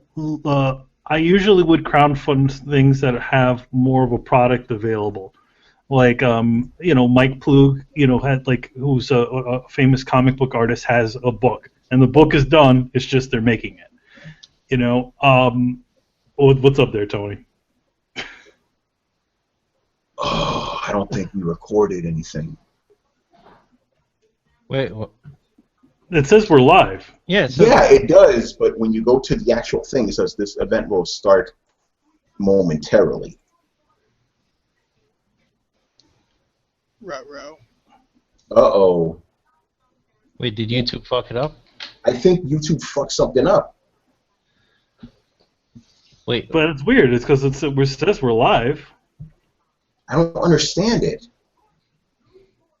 I don't know what the hell's going on. I need to check something here. Uh-oh. If you are watching us, pause for momentary technical delays, I guess. Yeah, something's up here. I think I may know how to solve this. I think I fucked up one area, but this might be solvable. Well, with cards, I know I've gotten mad at Double Fine has done this on multiple occasions with kind of messing up releases. What was the big one? Like when Tim Schafer set the record, what game was that? That was Broken Age. That was Broken Age, right? And that thing was delayed forever, and there was a lot of excuses, and I was kind of annoyed at that. Like I didn't fund Broken Age, but I was annoyed. I'm okay, you're a professional game developer. You've been in the industry a long time. You go back to Lucas Games and all that stuff, dude. You should know how this stuff works on a budget yourself and stuff. So I really wasn't accepting his excuses, and that he ran out of money too, which also astounded me. How he didn't budget for any of that. And then there was another game that Double Fine worked on, some space station game that was early access, and that didn't have half the features it promised. I was just what? How do you do this? And I don't even want to talk about Peter Molyneux and Goddess. That was just garbage. And here another guy who's been in the industry a long time, makes multiple games over completely Captain overpromise and underdeliver. That's him. But he didn't even deliver a game, and I don't know how much money he got for that one. So I understand this anger. Once that I like to fund stuff. I funded indie comics on Kickstarter, and I get them. Like I fund games too because I'm a gamer. I want to see stuff like I funded Mighty Number 9. I funded Bloodstained. I funded Yooka-Laylee. I funded a couple other things, so I can't remember right now. I funded documentaries too, like the Leonard Nimoy documentary that his son's doing. I funded that, and I funded a couple other things. But it's there is like Manny was saying, there's risk in doing all of that. And I think if you believe in the project and you believe in the person behind it, and it's worth it to you, then yeah, I will keep funding things. I'm annoyed about Mighty Number 9 because they made choices to kind of get it on every platform. So Kenji Inafune decided to go with Unreal Engine 3, right? Which we all know that they moved on to Unreal Engine 4. Eventually, support for that was going to stop, which it did. Now, I don't know what's wrong with the netcode, why it's not working. The matchmaking is broken. And I'm just going to say this. I'm just going to blame the fact that he had to spread it to so many platforms, including the Wii U, right? And that Unreal Engine 4 is simply not going to run on there, right? So he used an engine that he knew would run on everything. But at the same time, he had no support, so Epic's not going to support him. He needs help with the multiplayer and matchmaking, all this stuff. And now you casted a wide net, and now, because of that, now the game is delayed for everyone, right? No one gets it now. I think that was somewhat a bad decision, like to spread it on. Absolutely. Yeah, no, that's just not great management. But I don't necessarily agree with Tony's assessment that well, you should just ship it, and all the people that cared about multiplayer, fuck those people. Like that was no. Here's my thing. Because it's the same situation here's over. The thing. But here's the thing. What is this game? This game is a spiritual successor to Mega Man, right? Tell me about how great the multiplayer was. Tell me about all the praise that multiplayer has gotten in Mega Man. There was no multiplayer in Mega Man. You care, Tony. No, that's not me. Everybody else is fucking complaining. It's not like I'm the crazy man out in the crowd yelling about this. Everybody else is pissed about this too. I'm not the only one. People. Yeah, if they released it without multiplayer, you'd hear a bunch of people complaining then. Myself and Rachel being one of them. So what do you suggest then? I'm suggesting that you don't have them release an incomplete game and show. But the game is complete, though. They said the game is finished. What they promised is not complete. They promised a game including the multiplayer. The game is not complete. Just the part about the game that you care about is complete. No, the one that the vast majority of people who funded this care about. You got to go with the majority on this. You can't How do you know that a vast majority of people who funded this? Because it's a freaking game based on Mega Man. Mega Man never had multiplayer, dude. Okay, so you're gonna speak for the masses because of your own logical loop. That's not logical. I'm looking at the fucking facts, dude. I see this shit. There are people that didn't even know. The fact is, you see them. You're telling me there weren't a bunch of people really excited about the fact that there was a Mega Man game being created that they could play with their friends. Because I'm going to tell you, you're wrong. Yeah, there may have been, but the vast majority. Some people didn't even know this game had multiplayer, dude. Some people, they're like, what, we had multiplayer? Really? They didn't even know. They funded a game because it was a spiritual successor of Mega Man. Mega Man never even had multiplayer to begin with. That's what I'm trying to get at. If they released it without multiplayer, they would be embarrassing themselves. How? You're trying to tell me that you can't release a single-player game now? Is that what you're telling me? If you say you're going to release a single-player game, but if you say you're going to release a multiplayer game and then release a single-player game, yeah, that's kind of embarrassing for you. I don't see how that's embarrassing. You can just patch in that thing later. Well, you can get away with it. I mean, GTA 5 got away with it. How long did online take to come out after the game? I wouldn't say they got away with it without people complaining. Oh, yeah, but they went to the bank. They laughed all the way to the bank. We are experiencing technical difficulties. Please stay tuned. Look out! Quick, get it back up! Hurry! Are we all clear? Oh, okay, we're all clear. Great. All right, hit the red button. No, not that button! And now, Freakazoid. Hey, Google. Thank you for fucking up on us once again, man. You guys don't know what happened behind the scenes, man. Like, I was ready to go nuts. We had this awesome interview, which you just heard, And I thought we lost it for like a good 20 minutes. We're like, oh shit, we just lost the motherfucking thing, you know. But thankfully we saved it, and we're gonna try to recapture that fire we were on. It was about crowdfunding, and Brett getting very cross at me because I didn't give a shit about DayZ. It wasn't that I'm getting cross with you. It's just you get upset when somebody dicks over, or you don't get upset when somebody else dicks somebody over when you should on principle, in my personal opinion. And then when somebody dicks you over the same way, you're like, hey, everybody, look at this asshole. And then, like, nobody really cares because, yeah, this shit has been going on. And, this is the least infringement. Like, I'm sorry, you're talking about a game that is niche by its very general nature. Like, you're talking about how most people don't give a shit about multiplayer. Like, most people don't give a shit about this game, to be honest. No. I'm not saying most people don't give a shit about multiplayer. Most people don't give a shit about multiplayer in this game. That's what I'm getting at. Most people who signed up... You know, to all the people that was telling me this is the great resurgence of multiplayer and that weren't they, like, really beefing up couch co-op on this one? Yeah, I mean, there's couch co-op, obviously, but there's also online co-op. But don't get me wrong, that's cool. I would love to play this game, with you guys and stuff, right? But at the same time, I could wait for that. And Chris, you brought up a great point about GTA. Online came later, and it was offered. It was offered. They were beating the band on how this is the triumphant return of couch co-op. Of how this is going to be... Okay, first of all, who was beating that? Because I didn't hear that, man. I fucking heard that shit all over the place. I didn't hear that. God, like, it's the return of old school ability for side-scrolling couch co-op fun.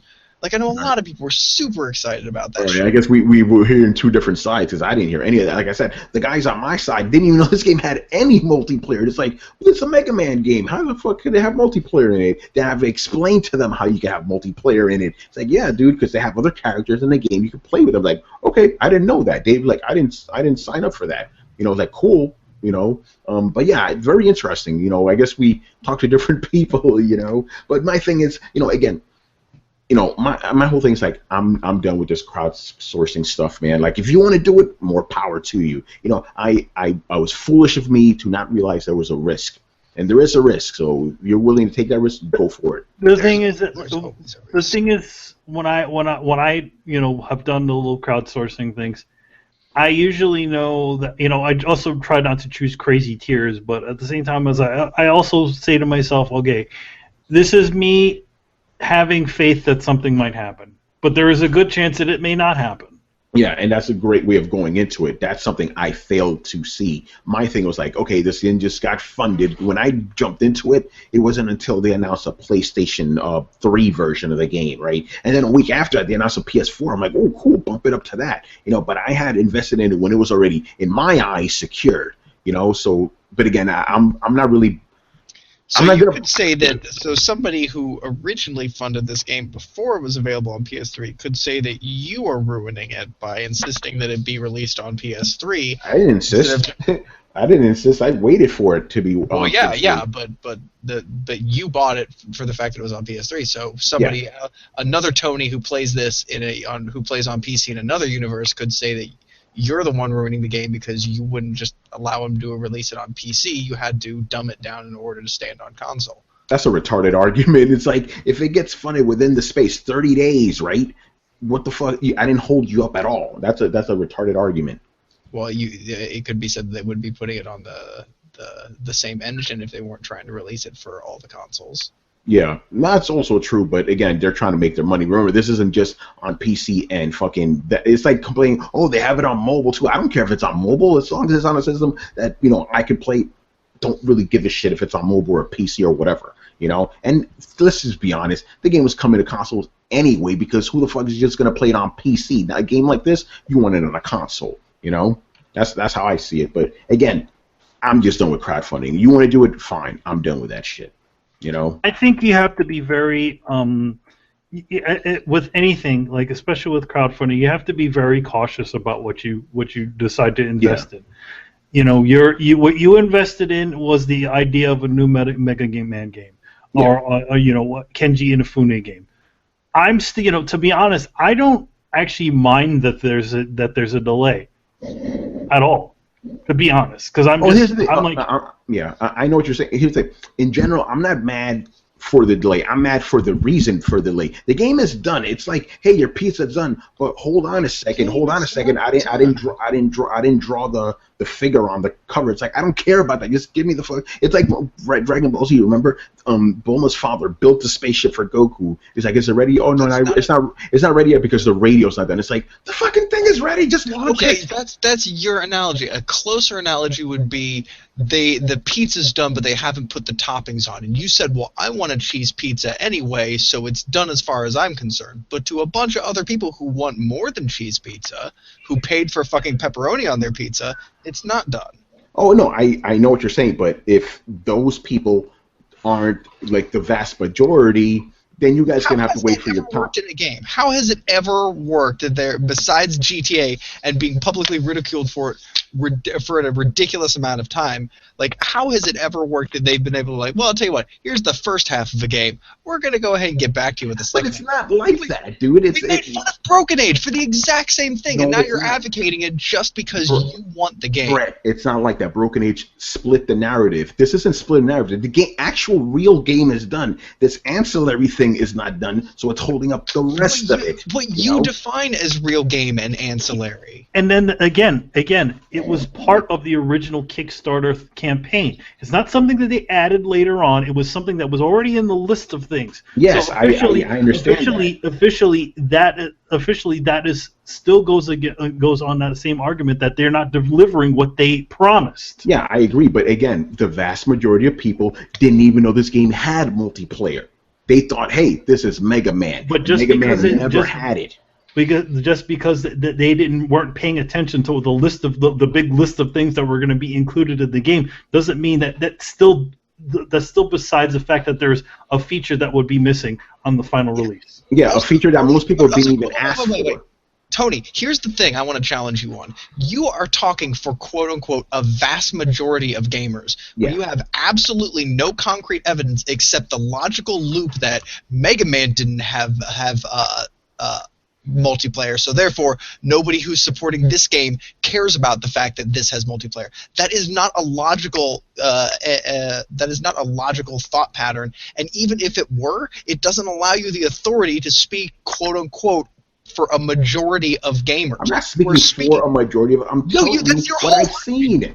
No, it isn't. I'm telling you what I've seen. A majority of gamers don't care about the multiplayer. You don't get to speak for a majority of gamers just because you found a way to connect the logic to. But I'm not speaking for a majority of gamers. I'm telling you what they've been saying, dude. I'm not saying, hey, I'm the leader of these guys. That's fucking ridiculous. I'm not the leader of anybody. I'm telling you what I'm fucking seeing. So you're out there talking to a majority of gamers. You're not just talking to the ones that run in your circles who probably already have your same viewpoints. That's why you already run in the same circles as them. You're not being open to differing opinions. You guys run in my same circles, and we're disagreeing right now. What the fuck are you talking about? Okay, so how are you saying most people? How do you get the idea that most people? Because I look at Twitter all fucking day, dude. I look at websites and I see forums, and these are the things I see people complaining about, dude. Of course you do, because they're the vocal minority right now. Because they delayed a game. If they released the game without multiplayer, you'd be seeing just as many people complaining about there not being a multiplayer.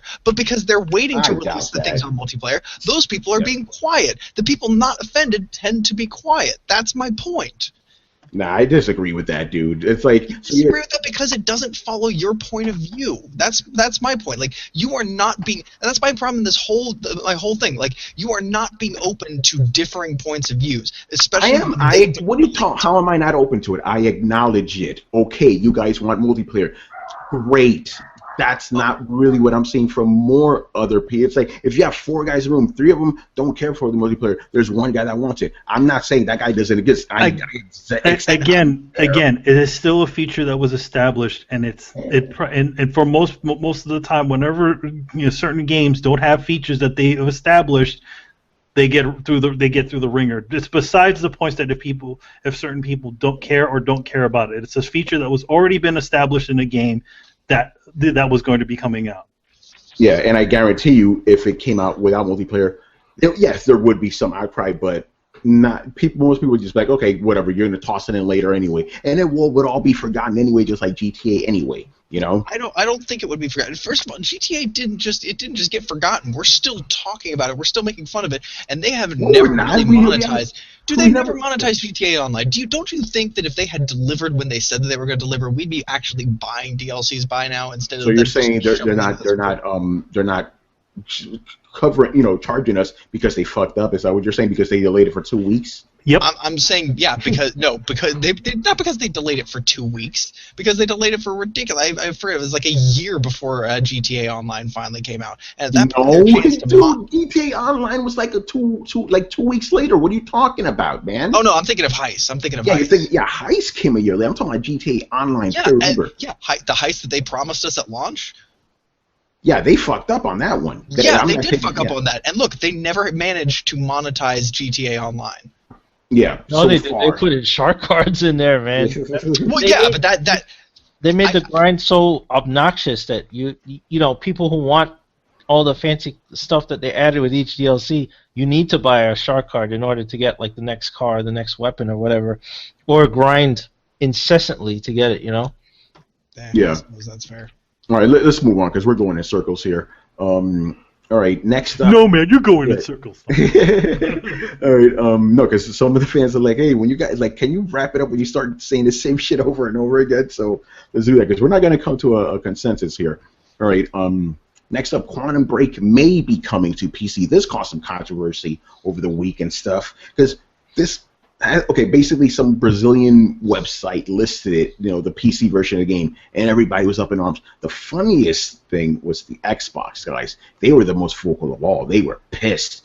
Why is this game coming to PC? It's got to be a console exclusive. Why buy an Xbox? It's like, so you want to deny this game to other people, basically. It's a little weird. The thing is, the reason I say maybe is because it still hasn't been confirmed that it's only that is coming to PC. That's what I'm saying, maybe. But again, the real reason I want to talk about it is should it come to PC? That's the real question I want to ask. Didn't they already establish that a bunch of Xbox exclusives were going to be coming to PC eventually? Yes. Yeah. Why is this even a question mark? Yeah, they already have the Xbox One to PC streaming thing and the whole thing with the one ecosystem, right? The Windows 10 and all that stuff. That was bound to happen. Yeah, exactly. So again, it's weird. It's like, because again, a lot of these Xbox guys, their whole thing is you're making the Xbox less special because you're having the games on PC. But it's it doesn't take away from your enjoyment of fucking Quantum Break. It's still on your system. It's to be honest, it actually expands the Xbox audience. Yeah, you have Windows 10. Oh shit, you have a fucking Xbox. Yeah, and I'm glad you said that because this is what's going on. Even though there's close to 20 million Xbox out there, it's not as big as PlayStation, right? And they have this other platform, this other Windows platform. Why not use it? Why not make more money? I mean, it just makes sense to me, And the thing is, look at Street Fighter, right? Street Fighter's coming to PC. You don't see PlayStation guys it should only be a PlayStation exclusive. It's good. Let's play with the PC guys. Let's go. We welcome that shit. And then, the Xbox guys don't welcome it. It's very weird. What did Danny just say about fanboyism? Yeah. I mean, yeah, it's getting insane. The rhetoric is getting insane. Especially, Xbox guys, you should be ashamed of yourself. The fact that it's if it's not exclusive to you, then it's not important or should be boycotted or whatever. That rhetoric is insane. It's nuts. Yeah, it's you're still gonna get to play the game, dude. It's right. It reeks of insecurity. It's you guys are Xbox is the best. If you really believe that, then you wouldn't care if it was coming to PC. You wouldn't even care if Quantum Break was multi-platform at that point. By that logic. I mean, these are the same guys that are petitioning Microsoft to keep Arc as an exclusive. It's why would you do that? That makes no sense. It's not a piece of... Oh. It was on PC first, you jackasses! But Bray, you don't hear the argument they're making? They're saying, because more people downloaded it on Xbox than PC, Xbox deserves it, But the PC people are pissed at you too. The funny thing is, you're fucking playing your little dirt pens being I'm the king of the sandbox. The PC people over there being yeah, you're the king of the sandbox, which is also a box of dirt, you fucking plebeian. But to be fair, they're not advocating to be taken away from PC. They just don't want it on PlayStation. I don't understand why. Like, okay, here's the thing. Like, we can all talk like adults. We don't have to. Like, I don't mean like here on the show. I mean in general. Like, there is some substance to be said for something being on Xbox and the development being taken away from being focused on the PC side to the Xbox side. And the development has been focused more onto the Xbox side because of the feedback there. Like, that's economics. Like, I understand why the PC people are pissed about it, but them's the breaks. It's not reasonable to say, like, nobody's taking your game away from you, because yes, they are taking your game away from you. That is exactly what they're doing. You have it's like being a child and then a new baby getting born and being like, nobody's going to forget about you. Yes, they are. They're going to forget about you for a while, because that's what happens. No amount of saying it's not going to happen is going to fucking solve the problem. The grim, ugly truth is there's a baby in the house now. You're not hot shit anymore. Sorry, go play in the corner. We've got more important things to do. Oh, man. I challenge an older sibling to debate me on this, because that's how it is. So, like, we don't have to say, like, nobody's taking your game away from you. Yeah, they are, but that's economics. That's the fact that you don't have as much buying power in your sector as these people do over here. It is, however, a childish response to try and, like, hoard something and downplay it on the other platforms and sign petitions so other people don't get that. Like, that is a childish response to a bad situation. That's like, in the sibling scenario, you trying to hide the baby in the dryer because it gets more attention than you. Okay, you may have recognized a problem, but you don't have the intelligence or the foresight to figure out a solution, and that's really all you're displaying in that. So let's not, I don't necessarily want to backslide as a community into, like, patting on the back, like, everything's going to be okay. Like, yeah, they're taking their game away from you because, yeah, you don't have the buying power. It sucks. I'm sorry. That's the same reason that we don't see more, like, feminist, huggy, feel good, like, everybody, like, gets, power-up points for patting each other on the back type of video games, because nobody wants to play those. Yeah, sure, a bunch of academics have sat down in a circle and went, these are the kinds of games we should have. But you know what? Nobody fucking cares. Free market doesn't fucking care. Like, that's the reality. And there's not really a point. Much like life, there's not much of a point to this statement other than, we live in a grim reality, I guess just deal with it. Yes, hashtag deal with it. I just want to see, like, Xbox fans, like, I know it's a vocal minority, but they're devolving into, like, Nintendo zealot insanity, where we're gonna start boycotting publishers who don't support our system. Or now it's worse. It's like, well, if you make it multi-platform, we hate you. And it's like, that's not how you handle things. That's not how the world works. They're petitioning for Titanfall 2 to be exclusive on Xbox. Yes. Like, you know what drives me up a fucking wall about this whole thing? What? You have people, like, petitioning, like, you're putting my video game onto the system, therefore I'm not going to buy your video game or your system anymore.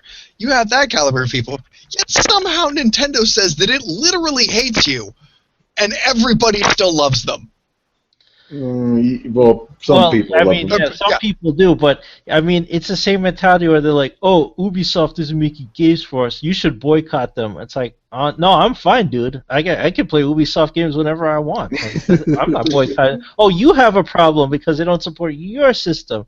But yeah, that's fine. It's your choice. That's just your opinion, man. Yeah, you can't help but boycott Ubisoft because they don't make games for your system. You can't help but boycott their games. Like boycotting EA. It's like, that's a sad day for you. Yeah, and by the way, going back to what we were talking about before with Danny, see, this is the shit we're talking about. It's like, okay, yeah, in theory, it's good to avoid fanboyism, but I'm allergic to stupid shit. So when I see stuff like that, I gotta call it out, man. Like, I just saw my timeline with these Xbox guys losing their minds, man. What the hell is going on? It's like, dude, let it come to PC. Is that gonna affect your quantum break? You know, it's not like if something's gonna get sucked out of it. You know, it's still the same shit. Hey guys, I got a little revelation for you. Xbox is the PC. Oh no! How dare you? No, Xbox One sounds like you're insinuating that Microsoft made its first fortune on PC, and then took that knowledge and money and somehow translated it into a console market. Oh yeah. Yeah, you might be. It's crazy talk though. Microsoft. I mean, literally, the friggin' Xbox ecosystem started as something that they were working on within the Windows environment. Yeah, I want people, you don't know that, Manny, you probably know this. Why is it called the Xbox? Yo, man, tell him. Okay, you don't know, do you? I know. Yeah. But it's because it's supposed to be the direct Xbox. That's Damn. what it was supposed to be. It's PC, guys. Microsoft is PC by nature. That's how it all got started. So how are you going to be mad because Microsoft is putting a game on PC? Yeah. Think about that. You guys also have to realize, like, Microsoft doesn't make a majority of its, like, business equity from Xbox. They make it from enterprise licenses and huge deals involving business PCs. They have 80% of the operating system market in the world for Windows and support and deals. That's where they make their money, right? Yeah, It's not Xbox is not holding up the entire company. You guys have to realize that. Yeah, I want to illustrate. We talked about this on the show before. I want to just bring it up again, right? Remember how did we get to 18 million Xboxes? How we derived that number? Because we figured out there's 120 million Xbox, Windows 10 devices out there, right? Think about it. 18 million are from Xbox, right? What does that mean?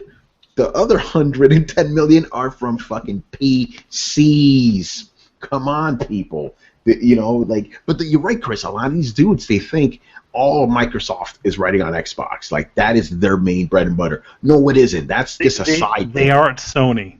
Yeah, exactly. So, well, not even Sony can say they have other arms. I mean, yeah, they don't have VAIO anymore. But the only one who doesn't have any other arm is Nintendo. Yeah, the only Nintendo one that is entirely like they're trying to reach their little tentacles into toys and mobile, but that they are gaming. That's it. They are their software titles and their hardware. That's it. Microsoft is a huge company. Chris, it's funny you say Nintendo, is trying to get their tentacles out. The instant you said that, I literally imagined a squid that had all its tentacles cut off. That's Nintendo. Their Hydra. I'm surprised nobody made the Japanese Tentacle Association. Oh yeah. Oh, I didn't want to go there. All right, moving on here. This is an interesting one. This is a two-parter one. So the witness is supposedly making people sick. Now, I'm not talking about sick because the game is terrible. I'm talking about physically sick and stuff. Brett and I were having a pretty cool conversation about this before and stuff.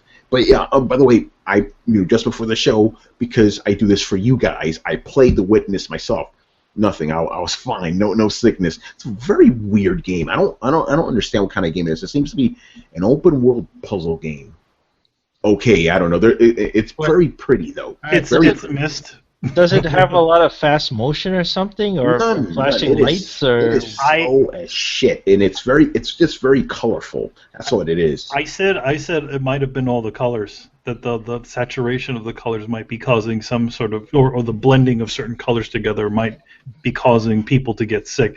Also, Tony, we also talked about this earlier too, where you said that also a possibility might be the aspect ratio of the not the aspect ratio, the field of view. The field of view, yeah. Yeah, because and this is where the thing Brett and I were talking about. It's like we haven't figured all this shit out yet. Brett, if you could remember what we said before. Oh, I was saying that the thing that we were talking about this earlier, and my whole point was basically that that VR is a new thing. Like, if you think about it, it's a fledgling industry and a fledgling technology. Actually, hold on, Brett, because you're kind of jumping ahead. So, the reason I was talking about this is like, okay, if this is a normal game you play on your television, right? No peripherals, nothing. You play on our television, and it's causing these types of problems. What's that mean for VR? All right, Brett, go ahead. Okay. Yeah, sorry, I jumped ahead in the sense that I'm coming back around. Just trust me. Yeah. All right.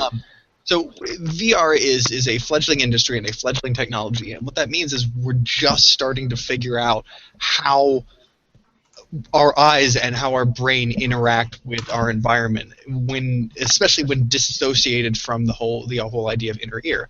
And I've seen all kinds of forum posts on things like, putting a small transparent grid overlay or a dot in the middle of the screen or flashing a strobe effect at you once every 5 frames tends to reduce the amount of sickness by tricking the brain into thinking it's in this kind of semi-stable state. this all strikes me as fascinating. And the thing I was getting really excited talking to Tony about was I can't think of the last time that humanity has really like tried to wrestle, other than quantum physics and astrophysics and most things physics and math. Like I can't think of like a technology that humans have struggled to understand or actually been at the point where it's being implemented and then they're trying to figure out how it's going to be diluted into the masses. Like we're still actively trying to figure out what tricks the brain and how all of this works. Like it's a fascinating time.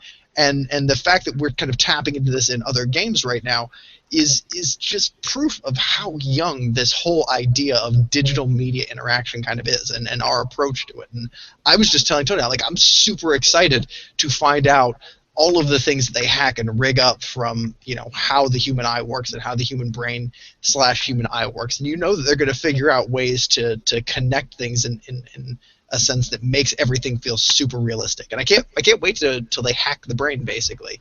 Yeah, it's interesting because these sort of games, like, okay, I go choose a video game, whatever, but it does make you think about this. So it's like, how does the human eye react to something that's not exactly real? Like all that's just tricking your brains into thinking you're actually moving around this space and stuff. But it seems like it has some adverse effects sometimes. This is the first time I've heard about this before. Our friend, as we call him, Evil Chris, he can't play any first-person games at all. They make him incredibly dizzy. Hideo Kojima has said in the past that a lot of first-person games make him dizzy. Yeah, and that's part of the reason why he didn't include it in certain versions of Metal Gear. You want to hear something interesting? What's up? Bethesda this is the reason I always say Bethesda is a perfect training game. People, especially like Rachel, at one time, I know, told me to fuck off. People, especially like Rachel, will talk about, man, I hate first-person games. I find them disorienting. I find them sickening. And then you'll give them a game like Fallout, and they'll slowly get into it. And you'll watch them slowly go, they'll be in third person 90% of the time and just pop into first person. Look at this thing over here. Look at that thing over here. And a couple weeks later, they'll be in about 50-50 first person, third person. And now when I watch Rachel play Fallout, she plays mostly in first person. And I've seen at least half a dozen people go through that same series of steps. And that's why I kind of say it's a great training game, because it kind of breaks the ice in terms of playing first person games, a lot of what the industry makes you do. So I find it very interesting that there are people who can be trained to not be made sick and disoriented by first person games. Yeah. It makes me wonder if it's just a learned skill. Maybe, but again, the thing, Jonathan Blow, right? He created the game. He's saying that, he's going to come out with a patch or whatever to fix that. But my thing is, like, do you even know what's causing that to certain people? Because, we had our friend Jonathan Phipps on, right? I was talking to him last time. I'll plug it at the end of the show. Anyway, I was doing a podcast with him, and he was playing the game for hours yesterday, hours on end, nothing, right? And then you have other people that can't play for more than 30 minutes. So how do you go about deciphering what it is for these individuals? It almost seems like you see those commercials on TV, like they list all the side effects, right? But remember, those side effects are just that affected certain people. Most people who take these medicines are okay, So how do you go about determining it? And then this leads into medical shit too, which is interesting. It's like you're talking about a video game, but it's like, hey, this is causing these certain side effects. The symptoms are blah blah blah. It's like I'm talking about a fucking medicine here. Well, you know what? There will be a certain.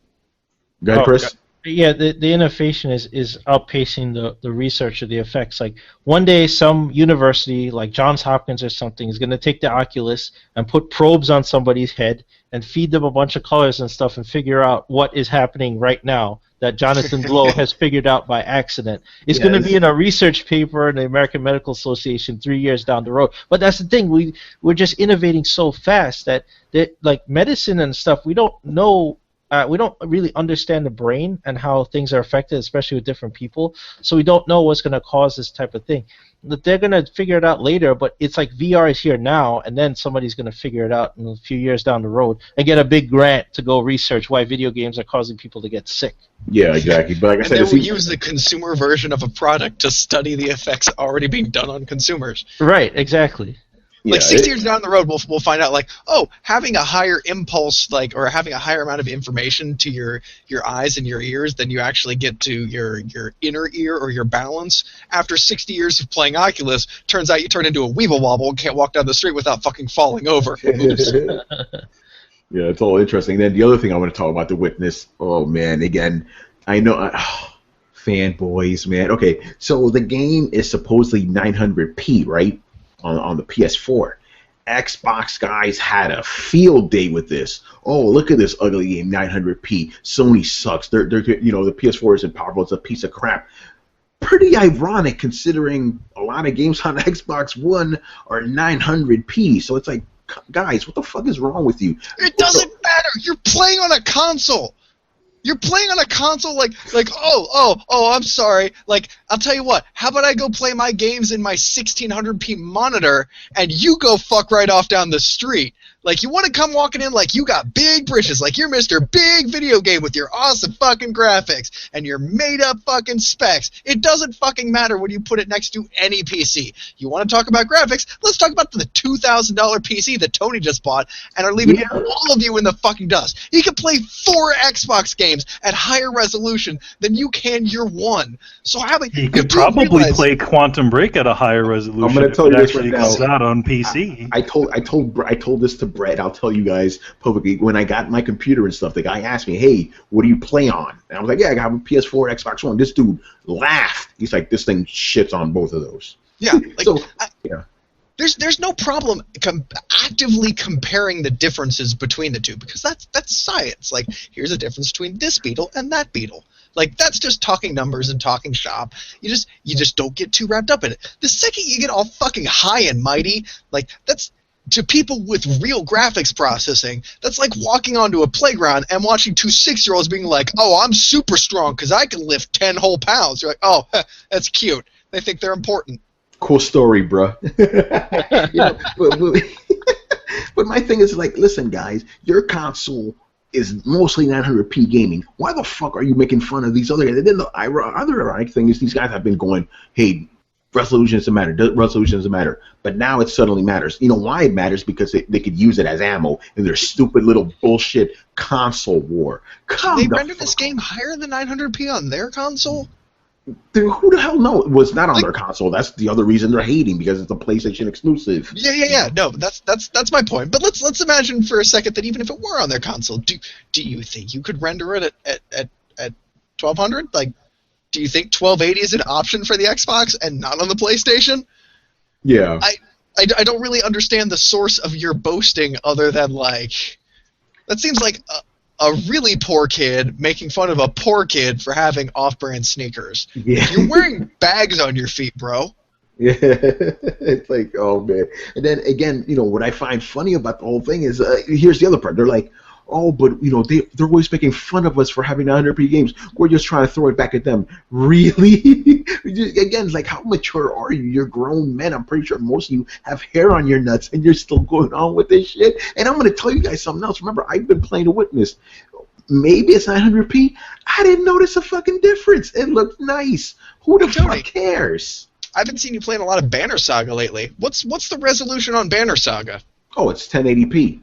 Okay. Yeah, but it's also a hand-drawn style. Are you very limited animations? Very simple. Nothing fast. It's an indie game, right? Oh yeah, it's a very indie game. And a lot of indie games have been getting a lot of attention lately for their different takes on narrative and gameplay and breaking the mold, right? Mm-hmm. Are any of these games being, like, breaking these records because of their awesome graphics? No, it's because of their gameplay, dude. That's what it all comes down to. It comes down to the fucking game. Hey, guess what? I played Tomb Raider on Xbox 900p. Didn't bother me. The game looked fucking great. Come on, man. It all comes down to the game at the end. And now these Xbox guys, again, the Xbox guys are saying, "Hey, it's all about the game. It's all about the game." Yes, that's true. But you guys weren't saying that shit last gen when you were making fun of the PS3 for its resolution. You guys are just using this as ammo in your bullshit fucking war, and it's dumb as shit. And that's why I'm calling you out on it. You fucking hypocrites. Well, it's also like there's enough new blood into the PlayStation cycle this time. There's a lot of people that were Xbox fans last generation, or are new gamers now. Most people that own a PS4 were Xbox guys. Yeah, here's the thing. Nobody's bringing this shit up except for the Xbox fans. And I'm sure on some message boards there's some vindictive PS ponies that will prove me absolutely wrong. But for the most part, it seems like Xbox fans are the ones bringing this shit up repeatedly. Like, dude, just let a sleeping dog lie. Like, I don't understand. Like, it should not be a controversial statement to say the processing power of the systems or of your gaming choices goes PC, then a wide gap, and then PS4, and then Xbox One, and then Wii. And then another pretty wide gap, and then Wii. Thank you. So, that's just kind of fact. That's not stating on the merit or the talent of the developers or the engineers. It's not saying how they utilize this raw processing power, where they allocate it to, the business deals that they have, the services that they have at their disposal, the talent of the game developers and the composers and all these other people working for them, and it says nothing about the willpower or the wherewithal of the managers driving these teams, or how intelligent or compassionate they are. It says nothing about how well a system they build or how good a product that they build on top of it. All that is strictly based on sheer talent and elbow grease, and that's what you should be holding up. And the thing that drives me fucking crazy about all this pedantic arguing is that the really talented people, the artists and the engineers who stay up fucking nights making this shit a reality, their input and their talent is belittled by the fact that you want to talk about imaginary specs like it's somehow a fucking debate. You have like a holy treasure trove of people doing really great stuff. Hold that up, and don't get vindictive if they catch on and other people want to share in the glory of that awesome thing they made. I'm sure Manny doesn't want you reading his comic book being like, this is amazing, nobody can read this. It's just silliness. It's like, remember, going on what you said before, right? Let's go back a couple of generations. Xbox, PS2, right? Which one was the more popular console? PS2. That was the weakest console. Xbox actually had really good resolution back then, but that shit didn't help it, The original Xbox was one of my, behind Dreamcast, was probably my favorite system. You could beat a hobo to death with that thing and still play a good 10 years of gaming. Yeah, you could throw that thing off a fucking roof and it'll survive, man. That thing was built, and it had a lot of cool shit in it, right? But it wasn't the best-selling system, despite the fact that it was way more fucking powerful. It was basically the PS4 to Xbox One now compared, original Xbox to PS4. It may have been worse. It may have been worse. I know this is overdumbing it down, but it essentially had 7 processors, where the PlayStation 2 had 3. It had more than double the raw processing power. I thought original Xbox was a Pentium 3 inside. I'm pretty sure it was a Coppermine CPU running the Xbox. See, Chris knows more about this. Can you give us the original specs then? Because I just know the dumbed down version. Yeah, it was essentially off the shelf parts that they used to put together the original Xbox. It's PC architecture. I'm pretty sure it was a Pentium 3 inside. Might have been running at 733 megahertz at the time, and that was when it was still using their weird pipeline. I forgot what it was called. What kind of processor was the Pentium 3? Well, they didn't have multiple cores back then. It was single core. Yeah, but how many gigs? It was 733 megahertz, I believe. Oh, okay. Oh, god damn, that's been a long time. Yeah, I mean, that was years ago. Yeah. I'd be curious to see what the PS2 was rocking at that point in terms of processor power. I don't have a white paper in front of me for the PS2 because the Emotion Engine is just a word, right? I don't know if it was risk-based or, I would like to know what the actual... It was based on emotion, Chris. It says it right there in the name. It's like we took orphans and used their souls to power the PlayStation 2, which is why it succeeded. Oh, man. No, but yeah, the Xbox was really powerful. Like, if you had a PC at that time, the Xbox was almost comparable. Not like today, but back then it was. It was basically an off-the-shelf PC. Which also was part of the reason why it was so easily messed with back in those days. That is true. All right, so yeah, people, just stop with the bullshit. It's like, come on. All right, last thing, very interesting.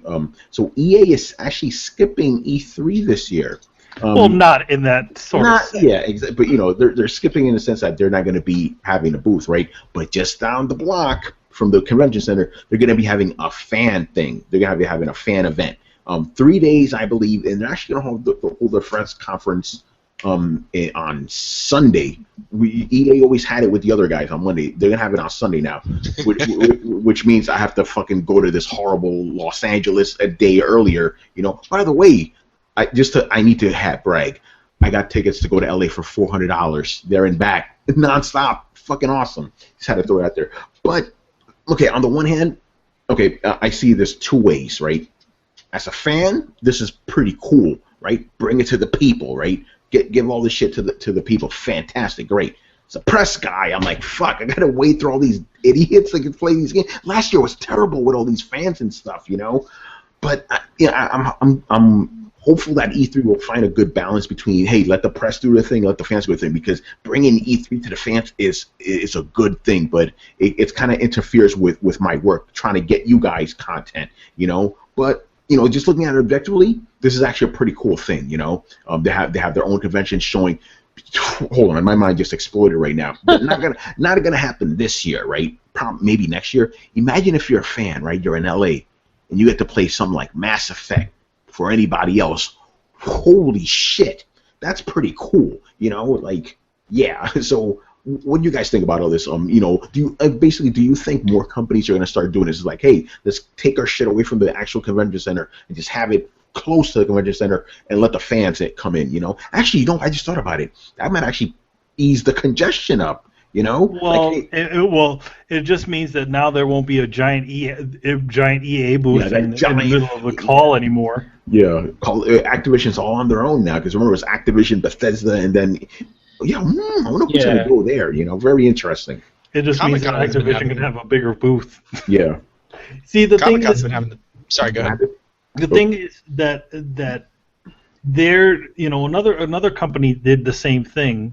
You know, I mean, Nintendo was doing that, where essentially they just totally pulled out and just had these events for fans outside of the convention center. But they didn't have their own convention. Like they didn't have their own convention. EA is essentially putting on their own convention. To be honest, it's a good thing. Yeah, yeah.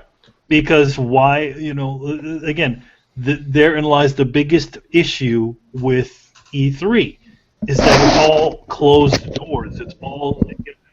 It's like everybody's going to this amazing amusement park, but there only a certain sect of people that can go into it, and meanwhile you're sitting from the outside hearing about what is going on the inside.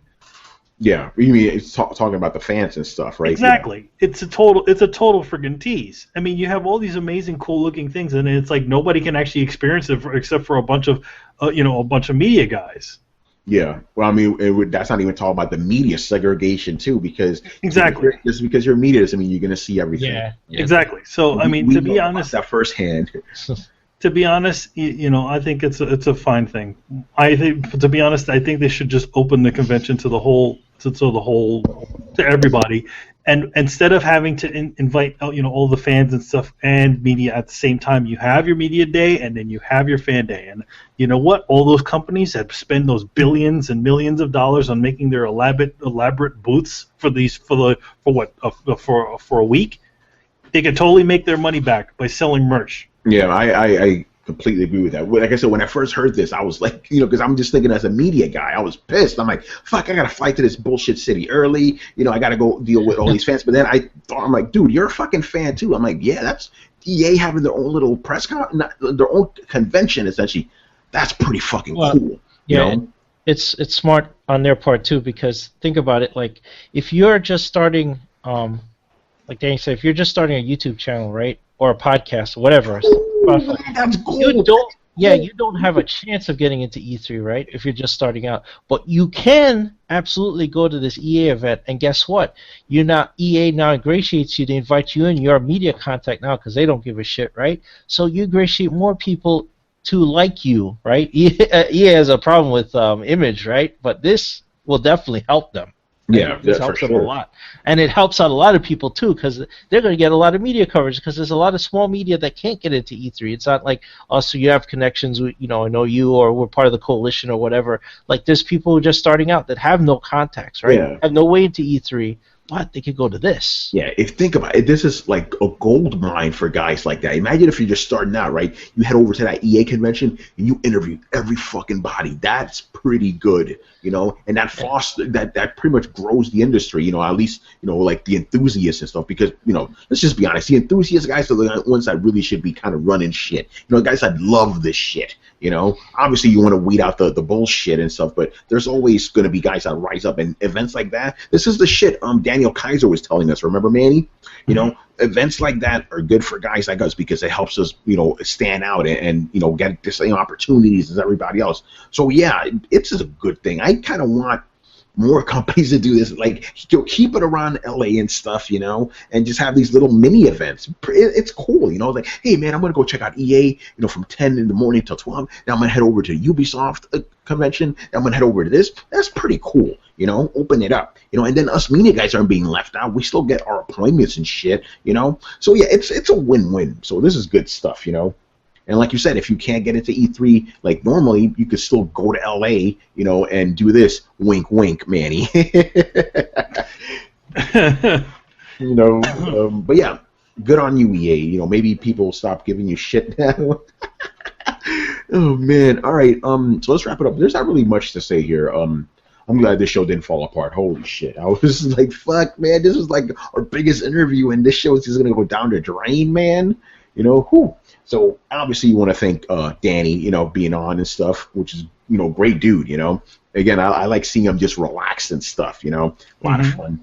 And again, we wanted to have Paris on too, but he was busy, so we will have Paris on in another episode. Another great guy, him and I are always talking on Twitter, so that'll be a lot of fun. So let's finish this up. Thank you for watching and listening. Make sure to follow the Coalition at thecoalition.com. Subscribe to Throwdown, SoundCloud, iTunes, and the YouTubes. Don't forget to follow us on Twitter at Throwdown Show and on Facebook. Links are available in the description below. Once again, our show is Tony Polanco, and shout out joined by Emilio Lopez. 2 times. Oh yes, guys, don't forget to leave us a little bit of a review on iTunes. Every single little bit helps, and also gives us a good idea as to, how many of you guys are actually listening on iTunes. Yeah. Chris Seeley. Hey, take care, everyone. And Brett Murdock. It's been real, people. All right, guys, we'll see you around for throwing your questions. The 69th episode of that, too. Fun times. Sexy questions. Sexy times. There's sexy questions. Sexy questions. All right, guys, later.